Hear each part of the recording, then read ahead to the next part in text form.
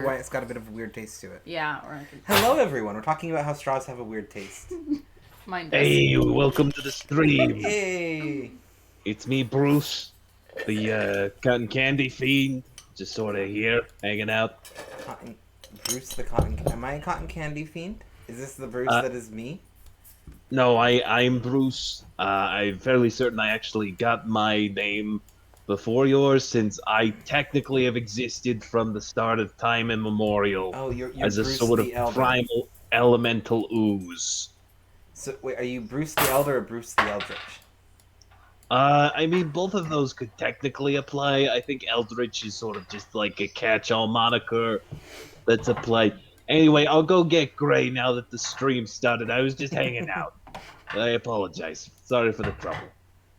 Yay! I'm sticking the map icon in the middle of the map, because I don't know where we're starting. Okay. So, can you still hear me great, by the way? Yeah, I can hear you. Just making sure everything is good. I'm going to do one little just double check. Yep, sound levels are looking good. Me and Favorian are... This is just for everyone watching. We are back. Hi. Oh, yeah, hi. Hi. We are back. Hello. Yeah, our computers are kind of mirroring each other, so we're like next to each other. Yeah, I am facing her right now. Mm-hmm. So, for context, she's just right there. I'm leaning my arm on the chair that her computer is sat on. And because of this, we have one mic, which actually you probably turn just enough you can see the mic. Oh, yeah. This is our mic. This is my amazing Go mic. I love this thing. And now that we're back, Tay gets to use it. I get to use it. This is like my proper fancy recording mic. So I might use it more during streams. The only problem is that there's also a 1-year-old, and you will be able to hear everything that she does until she falls asleep. Hopefully she's not too loud. Wait, did that just mute? Okay. Did you accidentally mute? I mean... So I have mine unmuted. Is that how we're getting the Roll20 sound? So you just need to be muted. I have us muted. So they can hear you through this. Oh, okay. So we're good. So we can this just mic have is going directly all to those both muted. Ray and to everyone. Okay, so then we don't need any mics on Roll20. Yes. Well, Okay. I have my mic on the other. We have 3 Roll20s open in this house. That's how you know we're proper D&D players. Shoot, I'm gonna open a couple more just to have it running over here. Do it. Prove my worth.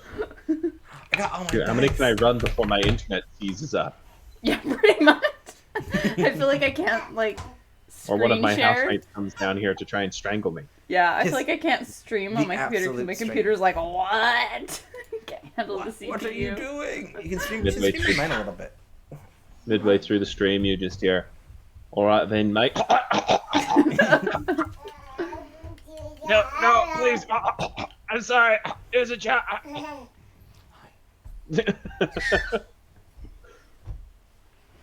Anyway, I apologize. Please continue.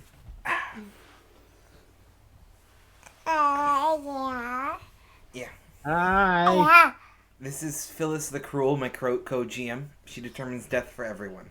Not I'm again. not going to give you any of my drink. That's got caffeine. Give it to me. She demands it. And that's the last thing that you need is anything with caffeine. Okay, I've got my character sheet open. Okay. But she's so cute. But I know she's cute. That's the problem. She knows I'm weak-willed. I've lost my natural heart calluses that come with dealing with parenting while I was away. Give in. Surrender. Surrender. I set her down so she's found the other parent. High five. Yeah. You don't need the mic. I know there's like dice and mic, and there's so much fun All stuff of the up things. there. Anyway, this is going to be a bit of a... We're still figuring out how these are going to work in the future. So this stream's a bit of experiment with us all being back together. Yeah. You ergonomic mouse. Just plugged it in. What? Oh, Ram's got an ergonomic mouse, and he's saying you. Huh. Hello, Ram. Anyway. I don't have the chat open on You probably should. Discord. I mean, I have it here, so. I know, I forgot to pull it open. I have the Razer Death Adder with buttons on the side. It's got 2 clicky buttons. How much do I use them? The answer is very rarely. Yeah, well, I'm a hipster because I'm allergic to plastic, so I have bamboo equipment. Oh yeah. Is that real? Did I not know this? Probably not. I don't know that I've mentioned this before now to you, actually, now that I think about it. Oh. I am allergic to I'm allergic to plastic. It causes lesions to open up on my skin like somebody's flensing me with a razor blade. This, I, given our group of friends and the weird stuff we've tended to pick up, I'm not surprised. I was pretty surprised, honestly. I just thought I had really bad skin apnea. But then I went to the dermatologist, and he was like, "Wow, can I take a picture of this? I have never seen a more like clear cut, extreme case of plastic allergy." And I was like, "Yeah, go for it, I guess." So if my hands ever show up in some medical journal somewhere, I guess I'll know. Yeah, my my eye doctor totally wanted a picture of my like corneal scar at one point. Oh yeah, because you had the I had an ulcer in my eye, so in one of my Yeah, and eyes it I formed have a a scar. scar in the cornea. yeah. Oh, Ram, that is a very weird mouse. Is this Okay. Oh, does he? Wait. I don't think that's a What? mouse, Ram.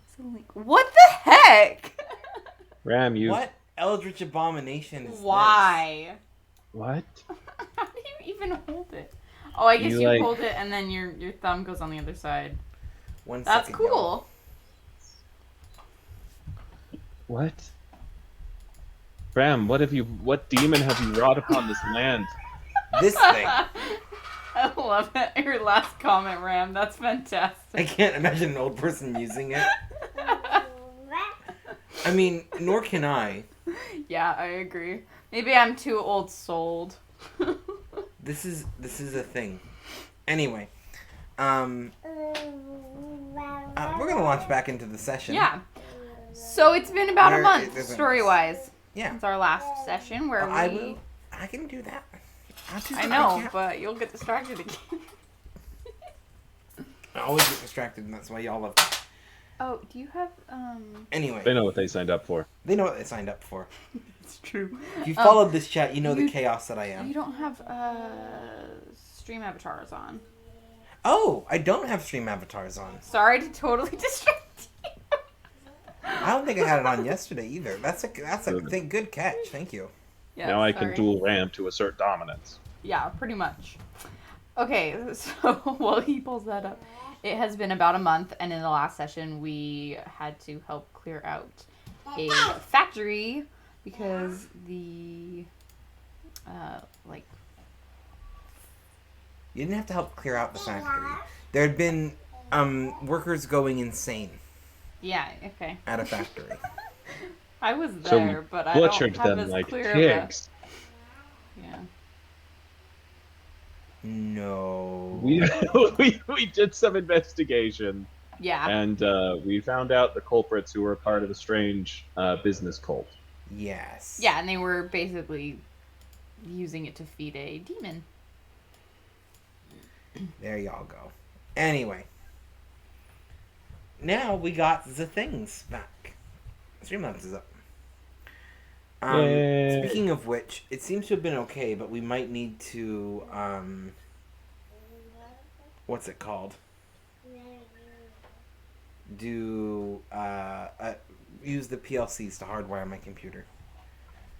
Internet They speed are- is good here. They're I just know where right they are. Behind. Yeah. It is an effort to do said thing. Okay, I wasn't sure if you wanted to hook that up, but we can.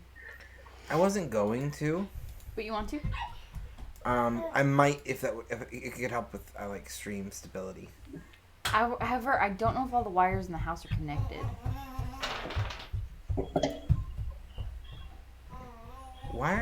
The wiring might not be. It might all. not be. We'll have to get creative. I'll have to test it out. I say get creative. No, we'll just test it out and see if it works. Why is like everyone like fading in and out of existence? I don't know what Stream Avatars is doing. It's up. It's me. I have entered the machine. Looks like I'm a Ram part of the ditched us. simulation I don't know now. if he really did or not, but okay. Okay, they're there still. Twitch changes its thing so it's no longer in the color. When you use the me command, it does it like italicized. It works. Anyway, I kind of like it. I don't. I prefer the colors. Does it not do the colors anymore? Okay, what did we Twitch just buy that changed came with it. the disc, Tay? Huh?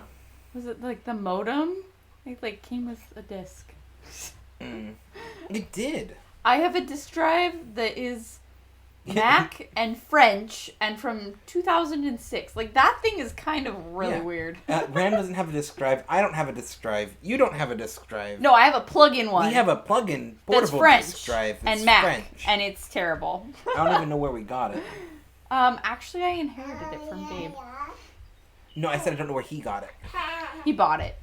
Where did he buy it from, though? I don't You know. He bought a French. You Mac. inherited. Yeah. You inherited a French disk drive. Not from like someone- Or a Mac. From someone who very much like is not French. Like he's Yeah, I he's don't a know. Utah with the rest of us. I don't know where he got this thing. Actually, he would have bought it in Vegas when we still lived Oh, there. that's probably where it came from. Yeah, so it's probably from Vegas, and there's weird crap there. So there you go. Yeah, that's not untrue. It's not untrue. It's Vegas. I think Weird Crap is their tourist brand. It tends to be, yeah. Yeah. I mean, that and what happens in Vegas stays in Vegas. That's true. Granted, with copious amounts of alcohol, both things are forgotten and then remembered and reset. So that is a lie. Also accurate. Yay, Chinese! Oh, wow, Genie, help open that. Okay. Well, as we had mentioned, about a month ago, there's about a month of downtime between the last. It's been about a month since the last session, but about a month ago, you had gone to a factory, and because some of the workers had been going insane, a couple of them had disappeared and then reappeared a few days later. There was a lot of mysterious events that were kind of happening around, and to make a long story short, you found out that there was a cult, and it's a cult that's actually slightly familiar. You've kind of found similar cults with their hands in a couple different pots throughout the city right now. The whole city is a little bit on edge.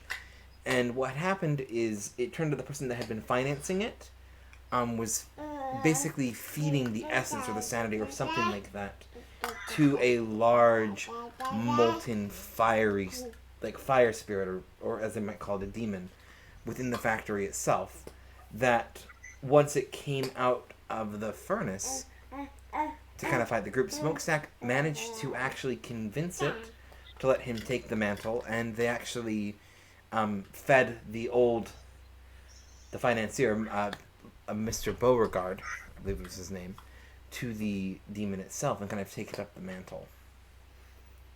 And about a month has passed since then.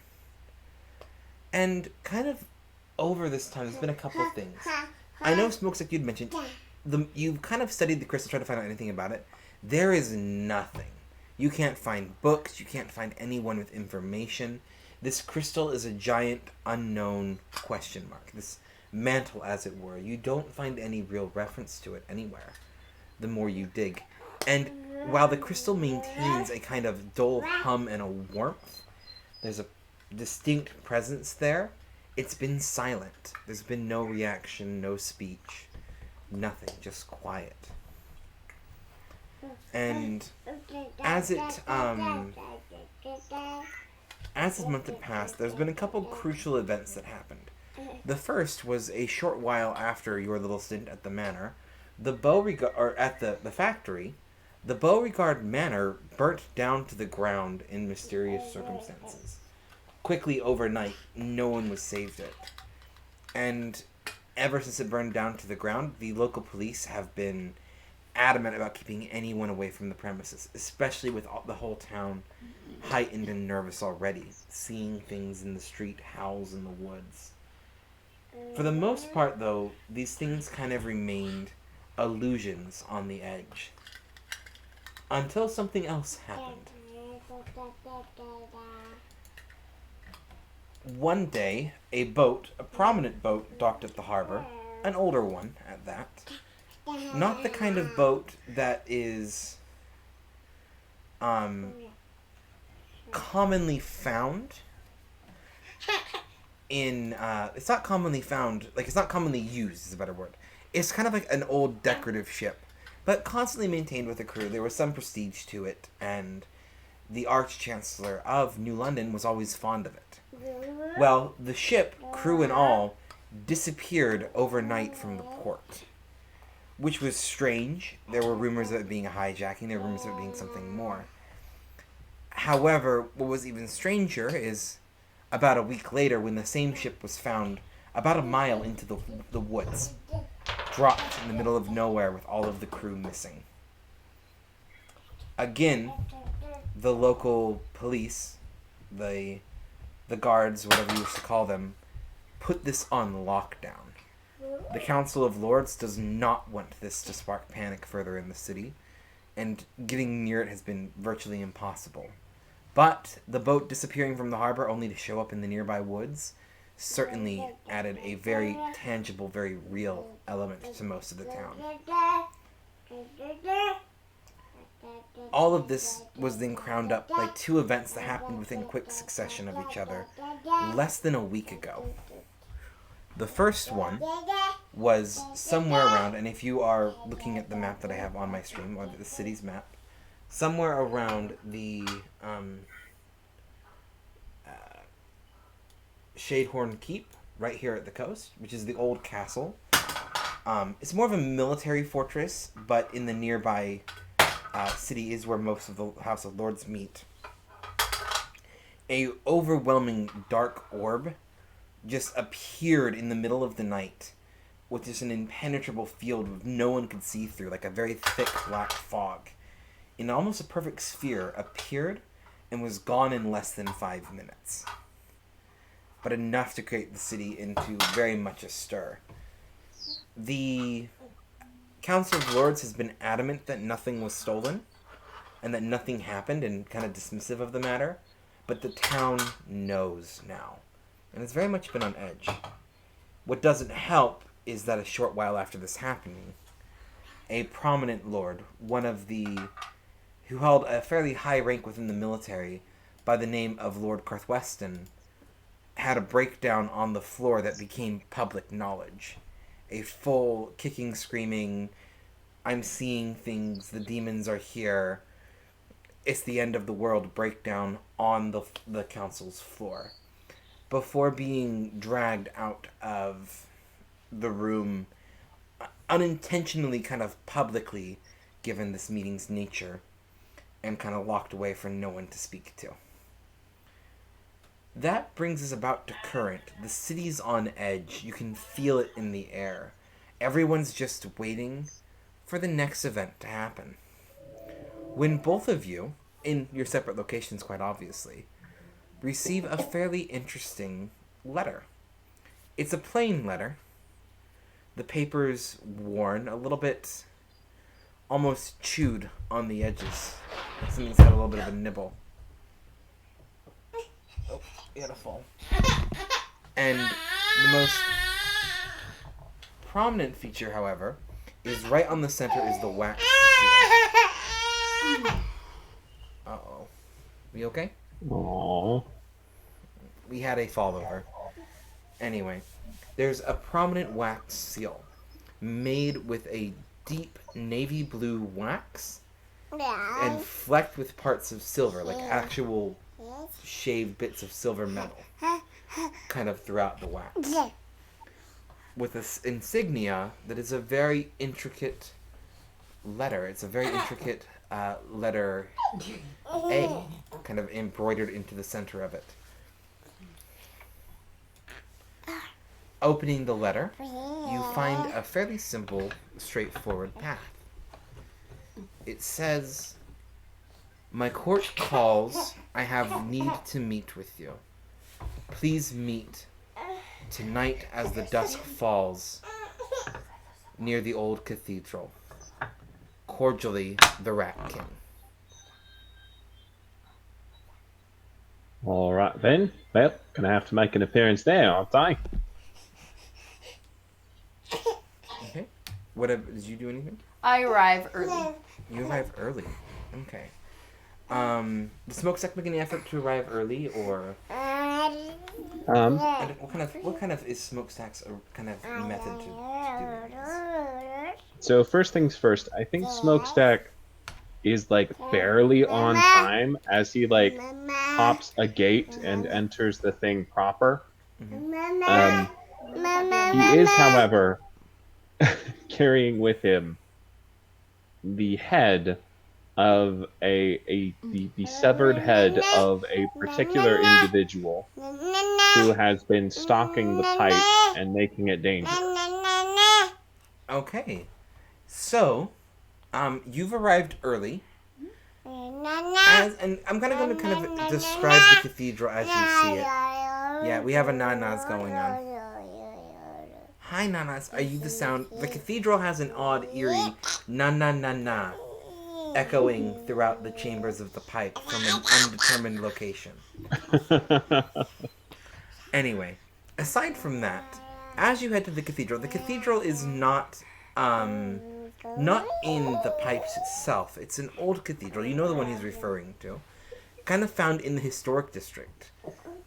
Buried between a couple buildings. It used to at one point be a very tall, prominent building. However, one of the two spirals, the taller of the two, kind of collapsed and was kind of haphazardly put together. And the other spiral didn't stand that tall. And since then the city's kind of grown around it, it actually kind of is dwarfed a little bit between some of the piping and lightning rods that adorn nearby buildings more for function. Even though it is still in the historic district and there's not too much of that, it does kind of blend into the background. It's not a very prominent building. You arrive early and kind of sit into the main area. There's no one there, but I would like you to roll a spot hidden check. In the meantime, as you're kind of sitting there, you hear the kind of creaky sound of the old iron gate as you see Smokestack kind of hopping over the old iron gate and walking through the kind of broken, half-hung open. I don't pass spot hidden. You don't pass spot I hidden. never pass. Okay. So yeah, you walk into the cathedral and see Estella kind of just leaning against the wall waiting. You're just barely on time as the two of you enter the room. Is there any kind of introduction between the two? Or? I nod to him. Estella, good to see you. You too. Smokestack offers up a suspiciously wet sack that he's holding, offering for the king. Shrugs, just kind of shrugs. Doesn't take much credence into your offering for the Rat King. Yeah, no, I didn't think you would.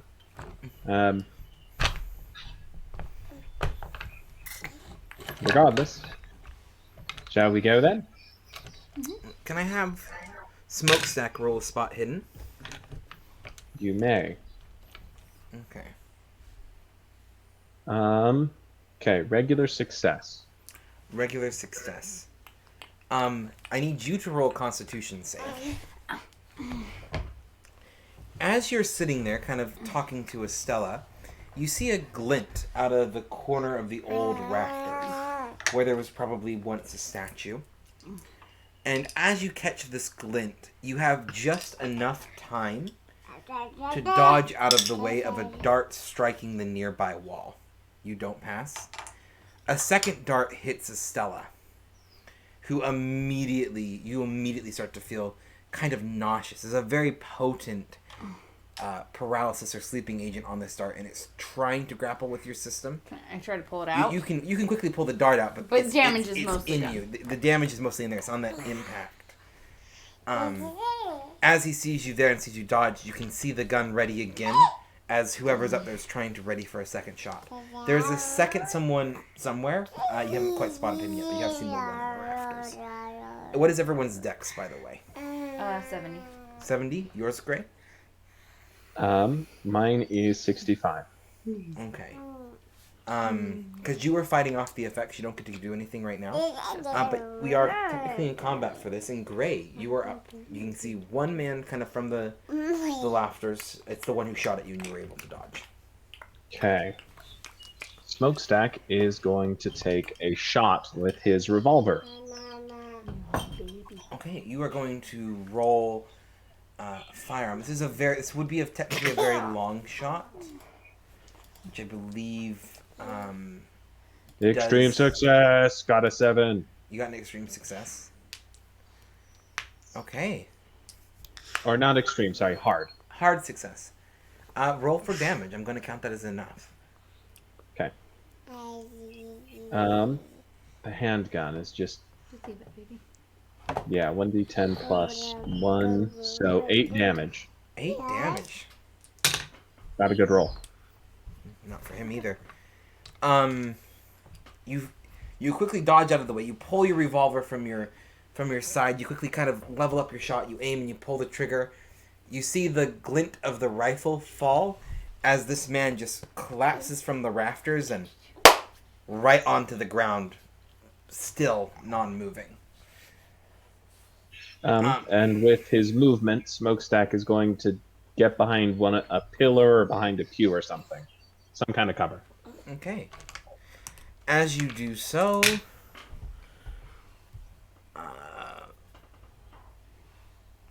that's not going to hit. As you quickly kind of duck behind a pew, you see a second dart strike the pew. It is your turn. I need you to roll another Constitution save. You are very groggy. You feel like everything's in slow motion right now. 41. You're just trying to move. What's your Constitution? 55, I think. 55. That's a pass then. Okay. The effects are you're still fighting off the effects. You do have your action as normal. Okay, I want to kind of, I don't know, either get behind something or protect it. I don't want to get shot again. So, okay, you use your movement. There's plenty of places to get cover. You do still have an action.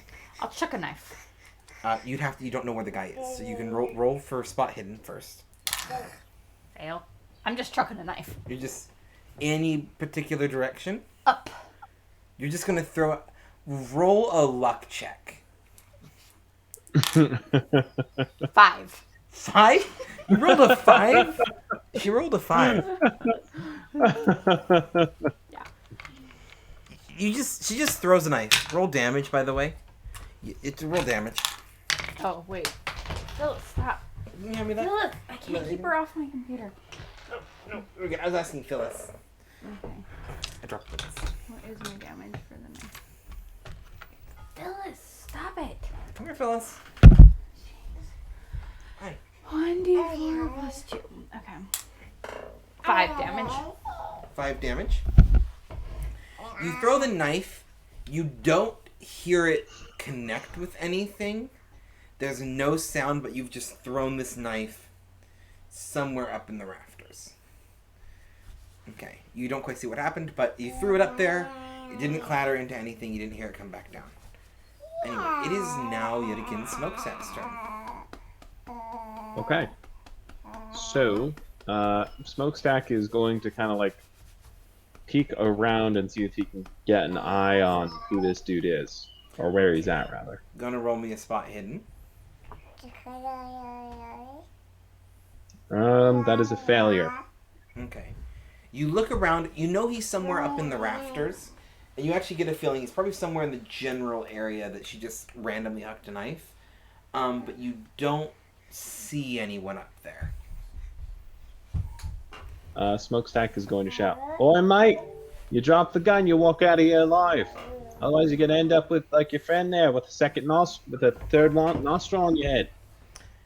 Roll an intimidate check Hey. with a bonus dice. So roll the d10s twice and take the higher. I mean, he just saw you basically 360 no scope his friend out of the rafters. So I'm giving you a little bit of an advantage there. That is a hard success. With a Hard 37. success? Okay. Yes. You see a gun drop out of the rafters, clattering against the floor. It's a dart gun, very similar to the other gentleman was handling. But you do not see him come down, or anyone come down for that matter. Would you both roll me a listen check? 93. That is a failure for me. Pretty sure I failed. Yeah, no. Listen's like Failure? 20. Okay. The base. You wait for a moment. You don't hear any response. The gun's been dropped, and the room vaguely feels safe again after a moment or so has passed. Smokestack goes to examine the corpse lying on the ground. Okay. As you walk over to the corpse figure, you see him lying on the ground. The very first thing that you realize is they're actually not quite dead. They're very, very injured, but they're not quite dead, just unconscious from taking a gunshot and then proceeding to pass out as they fell from the ceiling. They will need medical help. However, the medical help might be incredibly difficult to get, as the figure that you are looking at is covered head to toe in scales, with a fairly reptilian face and a tail coming out the back.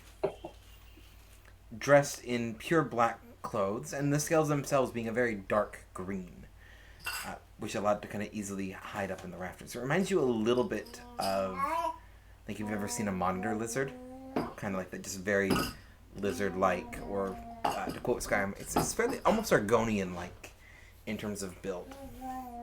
Gotcha. Just kind of lying there on the ground, as far as you can tell, completely unconscious. Not dead, but very injured. It will need medical help if it pulls through. All right.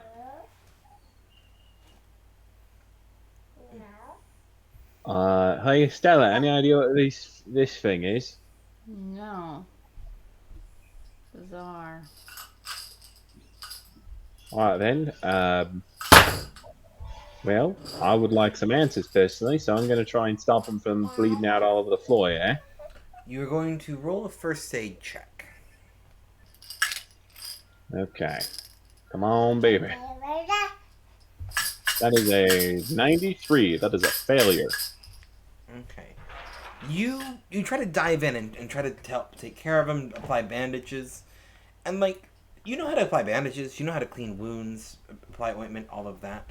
The bigger problem that you find is, well, while you know how to apply bandages, you don't know reptilian anatomy. Like you can't quite apply pressure, and after a few moments of doing this, you know you've done no good to this guy. He looks just about as rough as he did. And you get the feeling the time is kind of ticking. He needs some medical experience quickly if he's going to stabilize. All right How then. groggy am I? What was that? How groggy is my character? After a few moments, the effects of the poison do seem to wear off. Okay, so I'm fine. Yeah, it does burn off through your system. Well, Smokestack hoists him up over his shoulder, drops the sack on the floor, and just says generally to the chapel,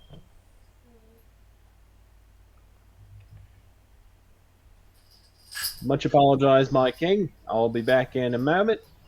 I need to try and find somebody who can help this bloke out." Okay. As I'm assuming at this point you turn and quickly leave the cathedral, the figure kind of draped up over your shoulders. It is worth noting that at a passing glance, people aren't going to be suspicious. Any kind of lingering glance, they're going to notice something's off about this person. What about you? What are you doing as Smokestack takes off? I'm trying to notice if the Rat King's here. Roll power. I'm looking for any kind of familiar traces. 5. No, there's absolutely no presence of the Rat King here. I take off. You take off with Smokestack? No, I'm gonna find the Rat King. You're gonna take off to find the Rat King. Okay. I tell Smokestack we can meet back here. Meet you back at the cathedral?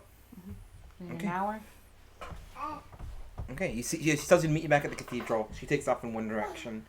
You take off in another. Smokestack, you're a fairly experienced... you're fairly experienced with the ways of the pipes and people who don't ask a lot of questions. But with that experience, you don't directly actually know many doctors. The only I know one. You know one. Which doctor are you referring to? I'm referring to the doctor that happened to help me out in the manor and has probably patched me up once or twice. Dr. Hanley is his name. That's the one, Hanley. Okay. I was about to mention, the only doctor that you immediately know who isn't going to ask too many questions is Dr. Hanley Cannon. And yeah, you are right. You have been to his presence a couple times since the manor. He is someone who does a really good job of kind of patch. He just patches things up. He doesn't ask questions because he doesn't want to know. And kind of quickly taking off through the city streets to his little apartment located fortuitously not too far from here.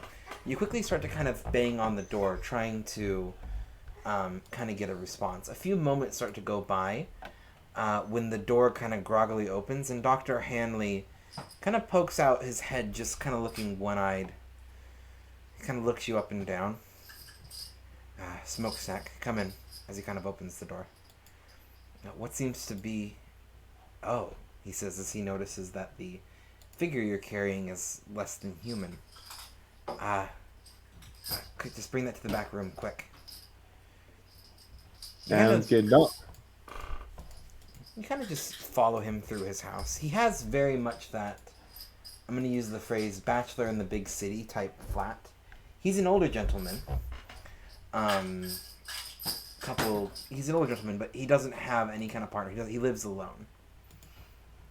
As you kind of walk back through his flat, eventually kind of getting into the back, quickly kind of pushes some stuff off the table and silently kind of begins to work, trying to figure out what he can do to help this figure. After a moment or two, having kind of done his best to patch it up, kind of looks to you. I think I've done what I can. Can't quite say I've seen anything like this before. I don't want to know what happened, but they're going to need some time to heal. You be sticking around, or is there anything I should know before you take off? Yeah, he's most probably dangerous. He tried to shoot me with a dart rifle, so might want to get him all tied up. In fact, I'll be back in a while to come pick him up. Or I can just take him with me if you're not comfortable with that. I have some place I can stash him for a while. Dr. Hanley kind of just has a slight smile on his face. Nah, I know how to deal with people who might be a little bit violent. He kind of starts to pull out some leather straps that you've often seen in people having to do, like, the intent. This is a lot of times before anesthetics, so sometimes you need to strap people down before you begin surgery, and he seems to know a little bit of that, especially being an old army medic. Just hurry back. Yeah, that sounds like it. Will do. He kind of is already beginning to get to work, strapping him down in a kind of comfortable place, but one that will give him a chance to heal. Anyway, do you go back to the cathedral, or is there somewhere else you run? No, that would absolutely be the cathedral that I'm heading to. Okay. You have taken off to go find the Rat King. Mm-hmm. Are you heading to his normal hideaway? Yeah, I know where to find him. Okay. As you arrive at the normal hideaway, actually not too terribly far from the cathedral, you kind of walk in and the Rat King gives you a bit of a smile. Ah, hello, Estella. What brings you here today? I showed him the letter. There's immediately a shudder. I did not write this.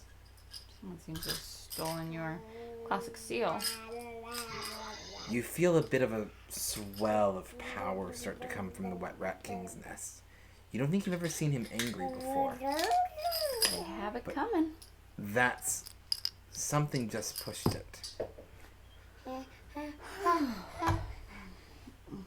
What happened? Kind of explain. Explaining the receiving the letter and that you and Smokestack were ambushed. He says, head to the cathedral. I'll have one of my acolytes meet you there. You kind of quickly take back off, and You actually managed to get to the cathedral at roughly... Get down, Phyllis. At roughly the exact same time that... Hi. Roughly the exact same time that Smokestack seems to be getting back into the cathedral. Both of you looking a little bit... Well, maybe a little bit tired from the run. You've quickly navigated, so you're not too tired. Smokestack has gone a good jaunt through town, so probably a little bit more tired from the run. Both of you kind of read And all over the place. As the two of you kind of run into this room, though, you aren't there for long at all when you are actually joined by a third person. A man in simple monk robes, the robes of a separate but somewhat nearby cathedral, kind of comes walking through the front door. Everything seems normal until you recognize that his eyes are glazed over pure white. And he emanates with a familiar power both of you recognize as the Rat King. This is a very direct emissary to the cathedral. Smokestack, good to see you again. And we just spoke. Estella informed me of this letter. I did not write it. Huh. Someone has pretended to be me.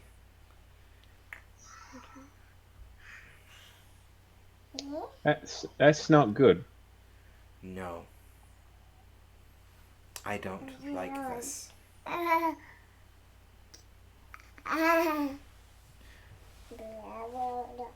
But let's make some lemonade out of the lemons we are given. I think that's a good way to look at things. I've got one of the culprits, or suspect assailants. There we go. That's the word the cop has used. I've got one of the assailants holed up in a doc's office of mine. Where's this office? I'm not sure I mean, I imagine you could probably find out pretty easy on your own anyway. So Smokestack tells him, I can go retrieve it. I will go deal with this imposter. I have a separate job for the two of you. There is a old business partner, one that I have not worked with in years. They have retired. I wish for you to speak to them. Okay. Forgeries were a specialty of his. I don't know where he exactly is. He's a man who's very well hidden. But he likes to frequent an establishment known as the Raven's Den. I was there just the other day. Then you are familiar with the place, and I don't need to say more. In the meantime, I have an imposter to deal with. The monk kind of quickly leaves. The energy is cackling and palpable behind it. From the previous experience you've had with the Rat King, this is the opposite end of the spectrum of energy that you are used to in any kind of dealing with him. Oh yeah, This is very lightning striking from the sky. I'm going to burn down this whole... I'm going to burn down a village until I can find out who did this. Ugh. The Rat King is not normally aggressive, but this crossed a line for them. Did not Haven't like had that being for, bloke. imposter. Yeah. Anyway, the two of you are still there. You know where the Raven's Den is. You've been Yeah. there before. I just kind of have Gray follow me. Okay. Kind of Estella beckoning towards Gray. It kind of starts to lead you through the town. You travel all the way down to the Waterford Harbor. It's the newer part of the docks. It's a very industrial area. It's actually where that factory was. There's not a lot of business here. There's not a lot of houses down here. And as you walk, you eventually enter...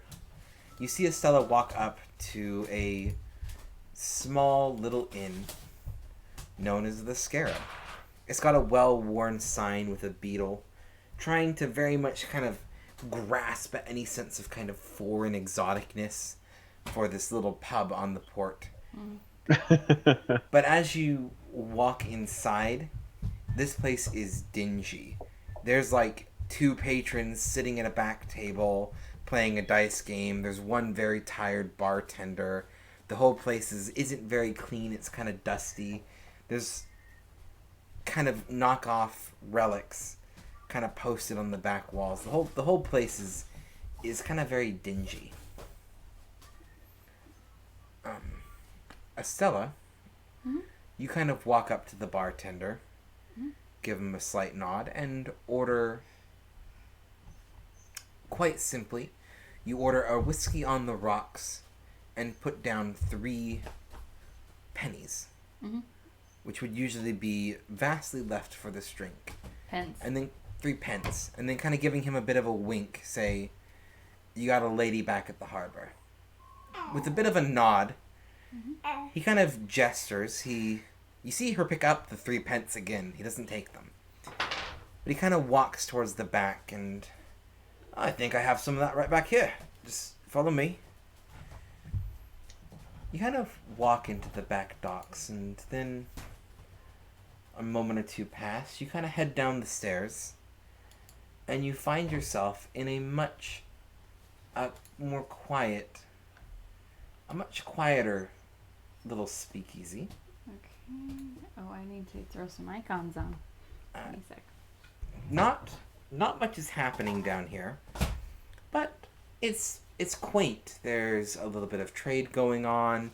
There's dice games. There's a lot of gambling type, very like a legal underground gambling den type vibe. And they kind of quickly look up to kind of see who's walking in.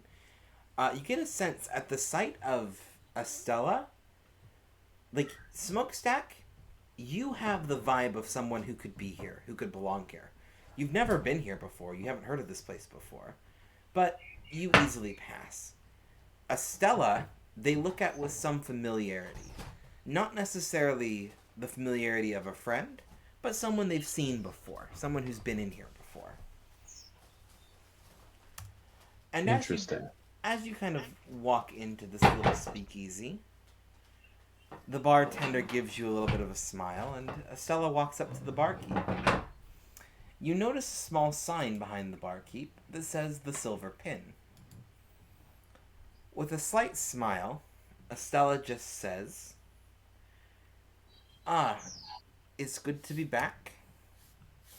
I was just about a coin, and I could really use some purple wine. With a smile, for the second time, you find yourself led behind a door into... To which area? Where were we before? You're going to be right here. Oh, okay. So we are just heading down through here. As you head through the Silver Pin, the door rolls open, and, well, sure enough, you find yourself walking through a hidden wall into a, for lack of a better word, a speakeasy within a speakeasy. You walk for a while before you find yourself walking through a very kind of broad corridor, well lit, ancient ruins kind of darning the walls, and we're actually have a bit of a map here to kind of show you the layout of this place.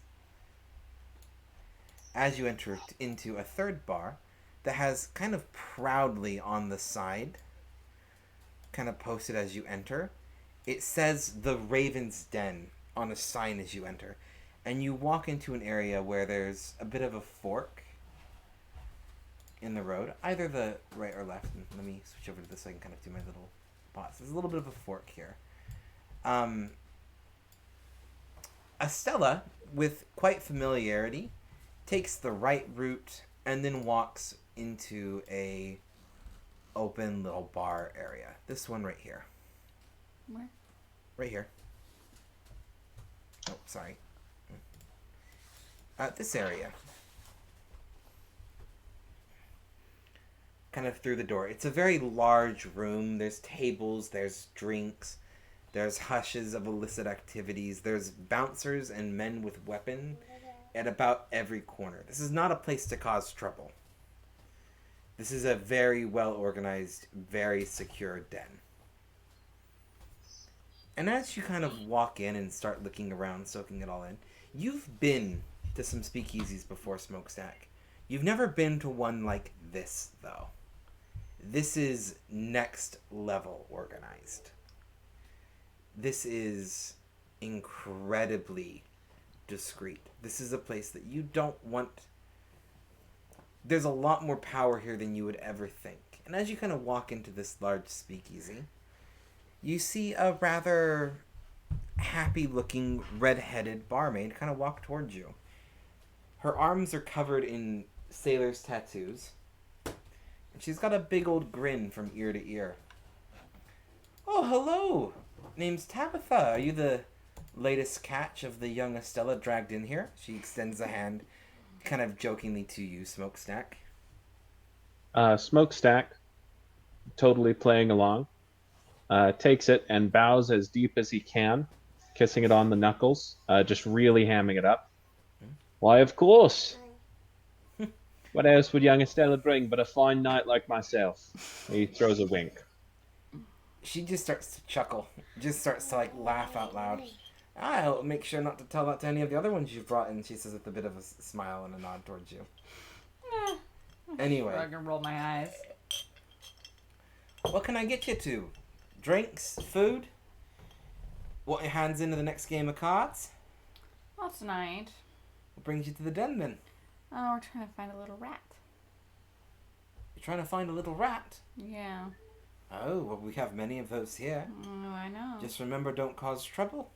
The boss doesn't like trouble. Not here, anyway. Yeah. Who are you looking for? Maybe I can point out. Well, you know me. I know everyone who comes into this bar. Not sure. Oh, you're not sure who you're looking for? No. What do you know? Looking for an old forger. Old forger. Apparently one I'm not familiar with.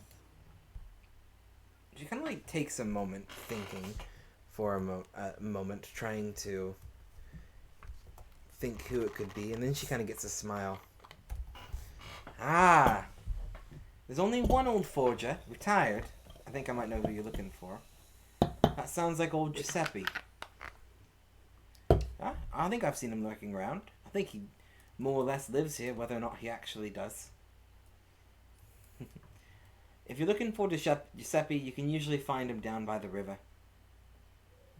Perhaps. Hang on. It's not...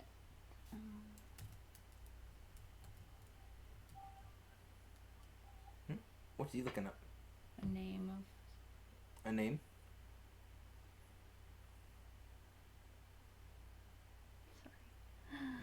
Okay. That's my regular... Can I get either of you a drink, though, before you wander off? I won't say no to that. No, I don't... Okay. I was just checking that I didn't have an old forger in my contact. Something light, since we're on business tonight.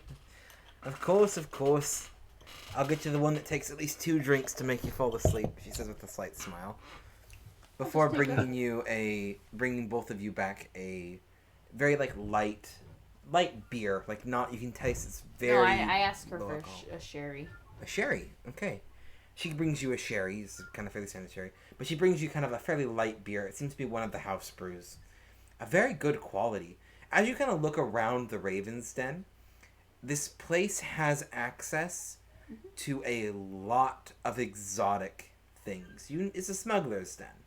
So there's wines and drinks and foods from across the world kind of brought through here. A lot of things that aren't, entirely legal, but a little bit of everything through the Raven's Den. And kind of handed a drink. She gives you a bit of a smile.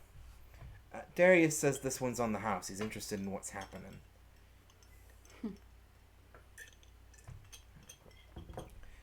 The two of you kind of follow Estella. You know where the river is. You've been through most places in the Raven's Den. Kind of through a back door over to a little bit of a It's just over here. There's a little bit of an overlook. You see a table currently sat up next to the river. And there's kind of several crates and a boat kind of just tied up right next to it. But kind of looking out at the river and some of the lanterns that line the walls, there's an older gentleman playing a game of solitaire or some solitaire-like game. As the two of you approach, he kind of turns and looks at the two of you. Before kind of sighing, "Oh, all right. I have said many times, I'm retired." Clearly not. "No, no one ever retires. But what can I do for you?" He kind of I hand him leans the against his chair. the and letter. looks at you.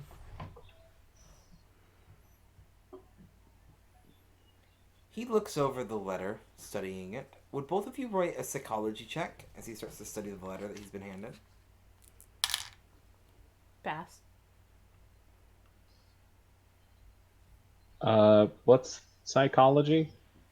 Psychology is one of your skills. It's not. What's its base? Oh, it's base? Is Psychology is the reading 10. people skill, by the way. It's 10. I got exactly 10. That's a pass. First off, make sure to check that to roll to improve, because those are one of those ones you really want to make sure you do get a roll to improve. Second, both of you kind of realize with the second, like just in a moment's notice, Giuseppe's the one who wrote this. Mm-hmm. There's a moment of panic. Someone who knows he's been made or who worries he's been made. Within the next 3 seconds, you see him hand the letter back and start to reach for the lantern on the table next to him. It's a little hard to do that when a knife has just pinned right between his fingers. Not into his hand, just between his fingers. You're gonna roll Fighting Brawl for that. All right. Hard success. Hard success. You do manage to just thunk. You get the knife right between his fingers, before his hand reaches the lantern, and he kind of pauses. "Oh, okay then. Let's talk. If like you move your reasonable hand, people." you lose it. Okay. So just put those fingers down there on the table. There you go. That's a nice lad. All right. Now, my I nice wrote friend the here, letter. Obviously. she's got a couple questions for you. You're going to answer them real nice. For who? I didn't catch the name. Just the coin. That's bad at business, honey. With enough coin, I wouldn't say so. No, I'd still disagree. You have to cover your own bases. You also You don't might have have- to cover your own funeral expenses. Yeah, apparently, if you don't have good enough information, I won't be able to hold Smokestack here back. Okay, Let's just say there's more than one body lying in a shallow grave because of me, friend. He kind of like looks between the two of you, his eyes darting back and forth as he tries to figure out what he's going to say. Moth, are you there for the roll? You did redeem the next NPC roll.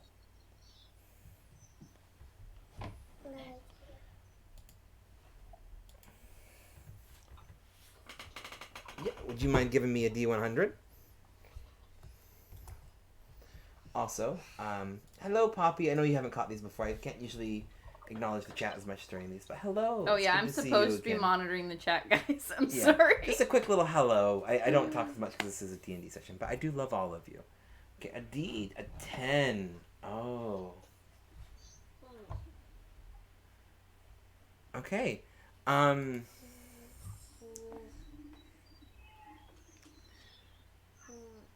I need Smokestack to roll a power check.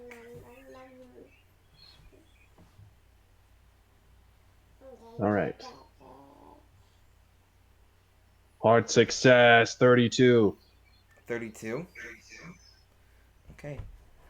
It is still not enough against Moth's 10. Oh. Yikes, we're You screwed. feel a surge of energy go through your knife as he quickly kind of just moves his hand slightly towards it. And as the surge of energy just blasts, it feels like lightning. All of your hair stands on end. You watch the physical current shoot through the knife into his hand, and like all of his like little amulets and pendant things kind of spark for a second. As you take only 1 point of damage. Because you didn't roll great on damage. But you are kind of thrown back and stunned. He quickly kind of tips the table over, and he actually makes a dart for the boat again. Yeah, no. Smokestack, you are too busy kind of stunned back. You do have I am reaction. chucking a knife into his hand. Into his hand? Not with that roll. What'd you roll? 77. What is that? For what? Daggers? Mhm. Or... Yeah, no. You kind of throw it at him. It goes end over end and then thump into the boat. As he quickly just kind of pulls the boat and starts to pull off. What are your guys' speed? You have a speed of 9. Mm-hmm. What is Smokestack's speed? 8. 8. Both of you kind of guessing the distance to the boat. You would have just enough time to try to get to the edge and try to jump onto the boat Oh, yeah. with him as he's trying to What push am I off. rolling against? You didn't need to necessarily roll. yeah, It's just okay. whether or not 42? you decide Yeah. you do take off. You Yeah. can see her just run towards the boat as you kind of regain your bearings. This man trying to make a run for it using a couple different tricks. All right. What's he doing? How is he pushing off? He just kind of grabs one of the oars on the boat and just kind of pushes. It's like not an oar. I forget the names. It's the sticks. Okay. The boat sticks. Smokestack wants to use a seal on the actual rod as it touches the ground. Oh. His goal is to seal his hands to the rod and the rod to the ground, so he can't move anywhere. You are going to roll a power check for that. You've ran to the boat. Is there just roll me a dex check, just a flat dex check, and you roll me a power check. Pass. Hard success. Hard success. I'm going to have. That's going to cost 7 magic points to do. Because it is Okay. specifically. It's not necessarily what the sealing spell is normally used for, but you've kind of managed just to bend it enough for it to work that way. On the other hand, as you do this and you kind of feel that energy course through you, you see a faint. You haven't seen this before, but as you kind of cast it, there's like runic markings kind of from your palm in his direction up kind of towards your arm that have a slight, almost warm, fire-ish glow to them that you've never seen before. These are new. As you kind of quickly cast the spell and you do feel this little surge of energy as he suddenly realizes he can't let go of the pole. And while the boat is starting to move, he's stuck to the pole holding this. And with that little bit of slowdown, you passed. Mm-hmm. You jump into the boat as he's now staring at you, hands stuck to the pole, not quite sure what to do. I smile at him. Okay. I talk now. I will talk. What do you want to know? Hold on real quick. If I may, I've got a promise to keep. I'm nothing if not a man of my word. Oh, no, I will be fully honest. You were going to be fairly honest before. See, now I've got to prove a point. But I will do anything. I will give Anything, all of you the say? information. I will do anything. And to imagine the damage if Bellamy were here.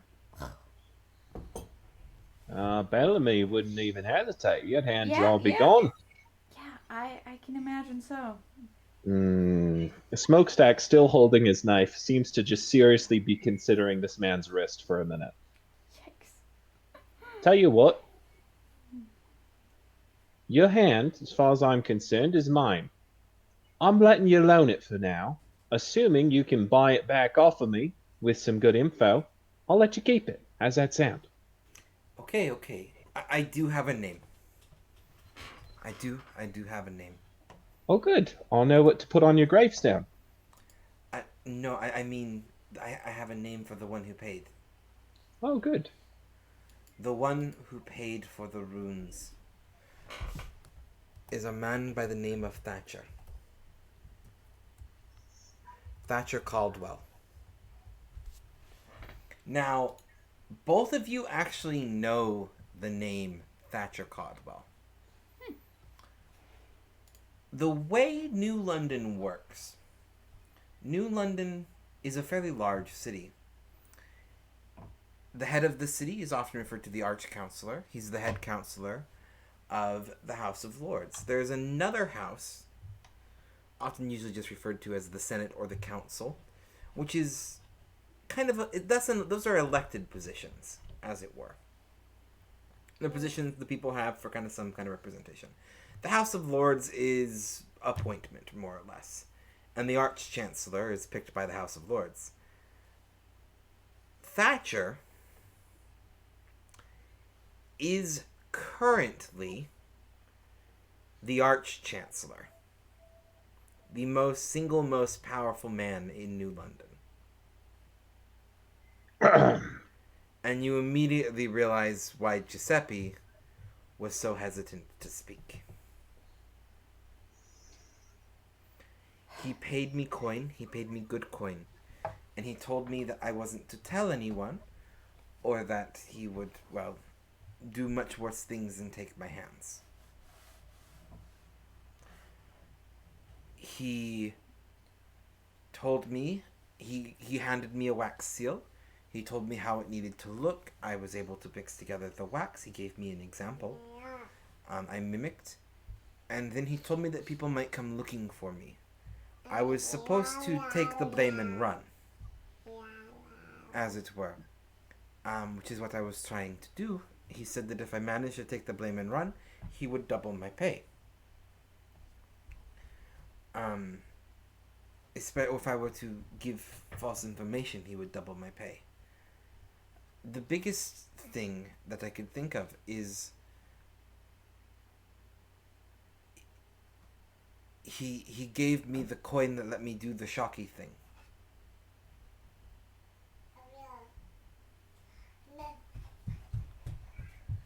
Thing that I did to stun you. That didn't seem to work very well. Right. So, here's my problem now. At this particular juncture, my friend. I've just found out the most powerful man in London was trying to put a hit out on my head. Going through great troubles to make sure I walk into an ambush to make sure that happens. So, at this point, Smokestack leans in really close. I'm thinking I want to send a very clear message to this man. I can be of use to you. Oh, you'll be of use to me. You'll I'm be of use, all right. a very skilled forger. I will make you whatever you want free. Rest of forever, no charge. Take you up on that on a regular basis, so don't offer it unless you mean it. I mean it for to keep my hands. Well, Giuseppe. I don't think you quite understand the predicament you found yourself in here now. This isn't some street punk. This is somebody who could... Well, he could destroy my family. He could burn the pipes to the ground, hypothetically. Have a bunch of hired thugs accuse me of crimes I never could have even imagined. This is something big, Giuseppe. This isn't some little street squabble you can get out of with little favors.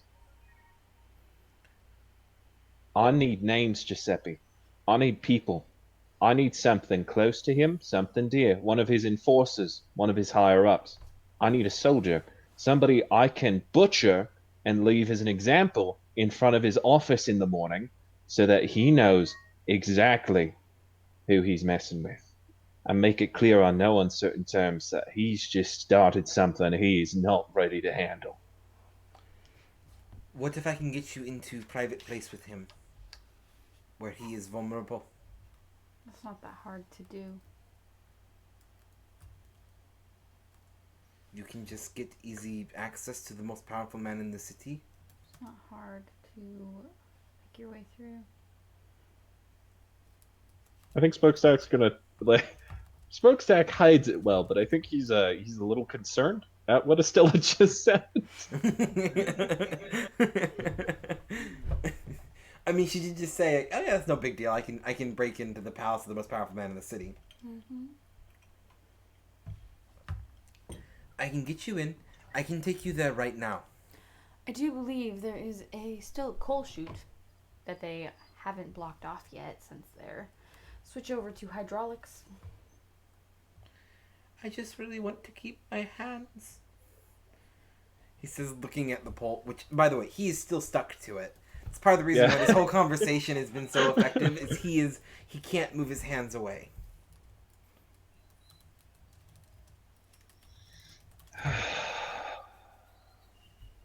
All right, Giuseppe. Let me make one thing painfully clear to you. I own you. Do you understand? Yes. Good. Now, if you ever try to do anything like this again, I guarantee you, I'm going to be feeding your soul to something that consumes wizards like a nice banana fresh off the boat. I don't know what's going to happen to your soul if I do that. I don't even know if there's an afterlife, or if there is one, it might not be pleasant if it eats you. Do you understand me? Yes.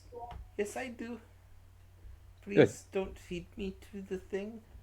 When I say jump, you say how high. When I say forge this, you forge this. When I ask for information, you don't say I can't do that, you say this is what I can do. Do you understand? I understand. You are the boss. You are the boss. Good. At which point, Smokestack wrenches the pole from his hands. Okay. As you grab and just pull hard, you see his hands release from it, kind of like as you pull it away, and you notice a couple marks on his hands where that similar rune pattern shows where his hands were bound to the pole. And as it fades, there's actually a very faint scar on both of his palms he's kind of staring at right now, kind of showing that similar mark. A after effect from being sealed to the pole for a moment. A little bit of a reminder for him. He kind of stares at him for a moment. I will... Do you need anything now? You know what, Giuseppe? I need one thing from you. Okay. I need a library card. A library card? Aye, a library card. For myself. Okay. To which library? I'm going to assume that there's like some central library here in London that's like very prestigious and kind of hard to get to unless you're like a college student. Yep, there is the Academy's library, which is very, very difficult to get into, and then there's a couple public libraries. The Academy Library is known to have extensive literature, but it is for students and basically Staff. a select few of staff, alumni, and powerful people in the city. It's very select. Not even all students have access to it. Good. I'll need access to this particular library. It's the sort of city central one. Okay? And I need access to all of the library. I can get you access to anywhere a pass would get you access. That'll do. He actually immediately sits down, and you kind of watch as he quickly starts to pull out kits. He writes like a madman. He has just perfectly prestigious, clean handwriting as he begins to kind of scribble and kind of starts to work on it. It will take me a couple hours, but I should have it ready for you. Fair enough. When you're done, Smokestack gives him a location to drop it off at. He kind of nods and kind of begins to just kind of focus on getting to work.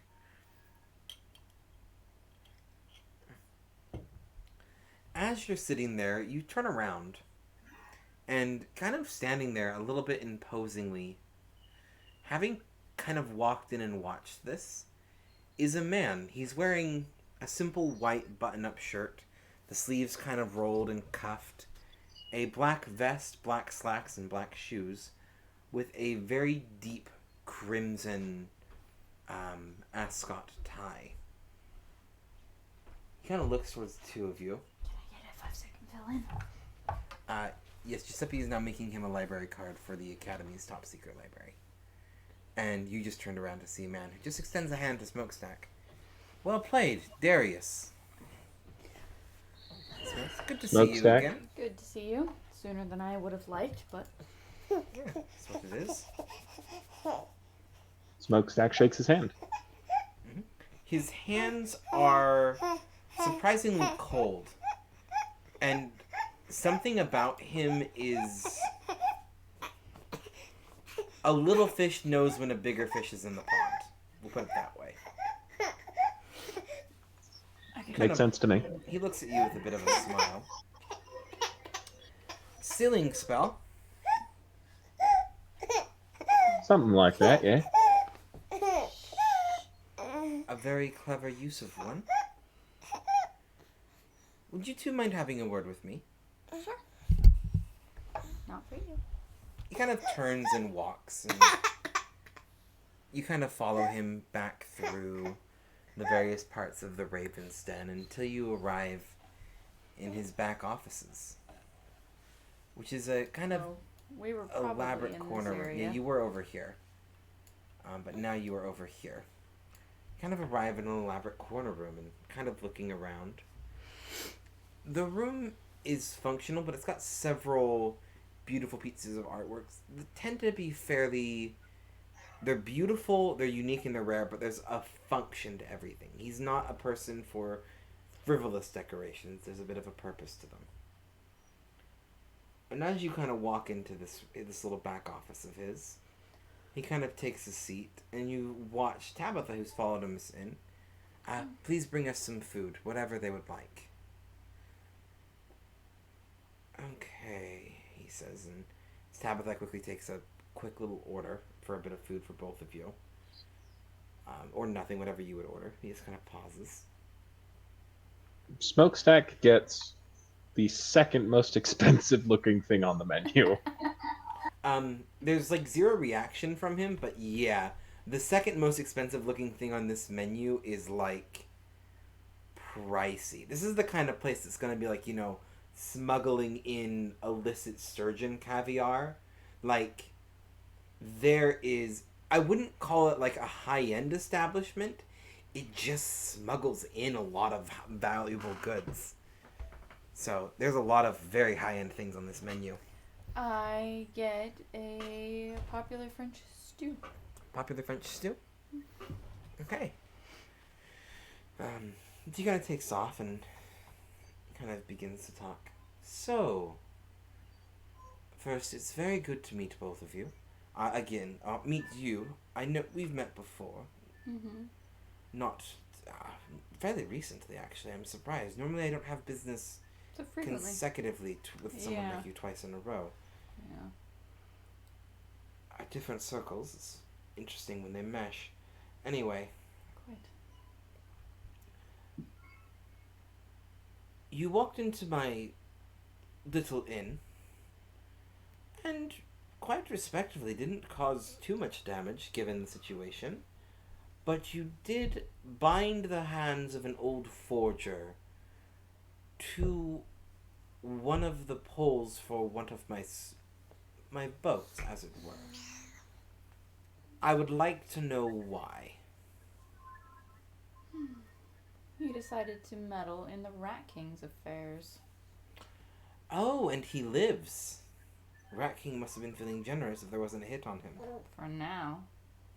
Never seen the Rat King so angry. No, if someone actually managed to cross the Rat King, I'm surprised. We'll see what happens to him. What exactly happened? Well, apparently... Is it the Arch-Chancellor? The what? Arch-Chancellor? The Arch-Chancellor? Yeah, put a hit out on us. On you two? Yeah, I'm quite irritated. I certainly would be. What are you planning to do about it? Oh, I'll deal with him in my own way. Gonna be honest, I don't quite know. Part of me wants to find out why. The other part of me is just kind of screaming, "Put him down." What if I make a bit of a proposition for the two of you? Gotta move your own chess piece across the board, do you? One might say that. It would be fairly advantageous if there was a opening at that level for me right now.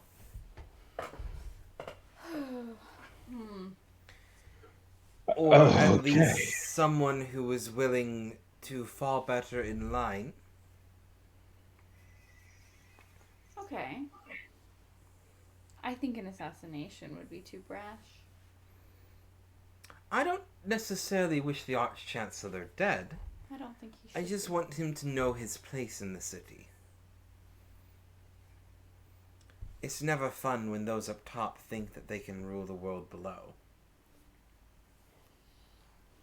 Well, if we're going to be working together on this, as it were, I'm going to be working under the assumption that you're the kind of friend I'd like to have, eh?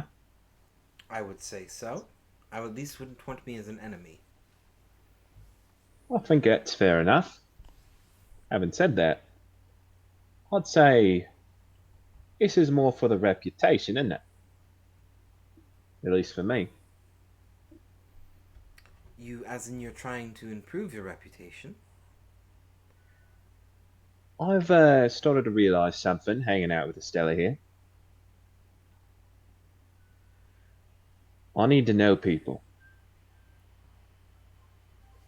And you seem like a good person to start with. I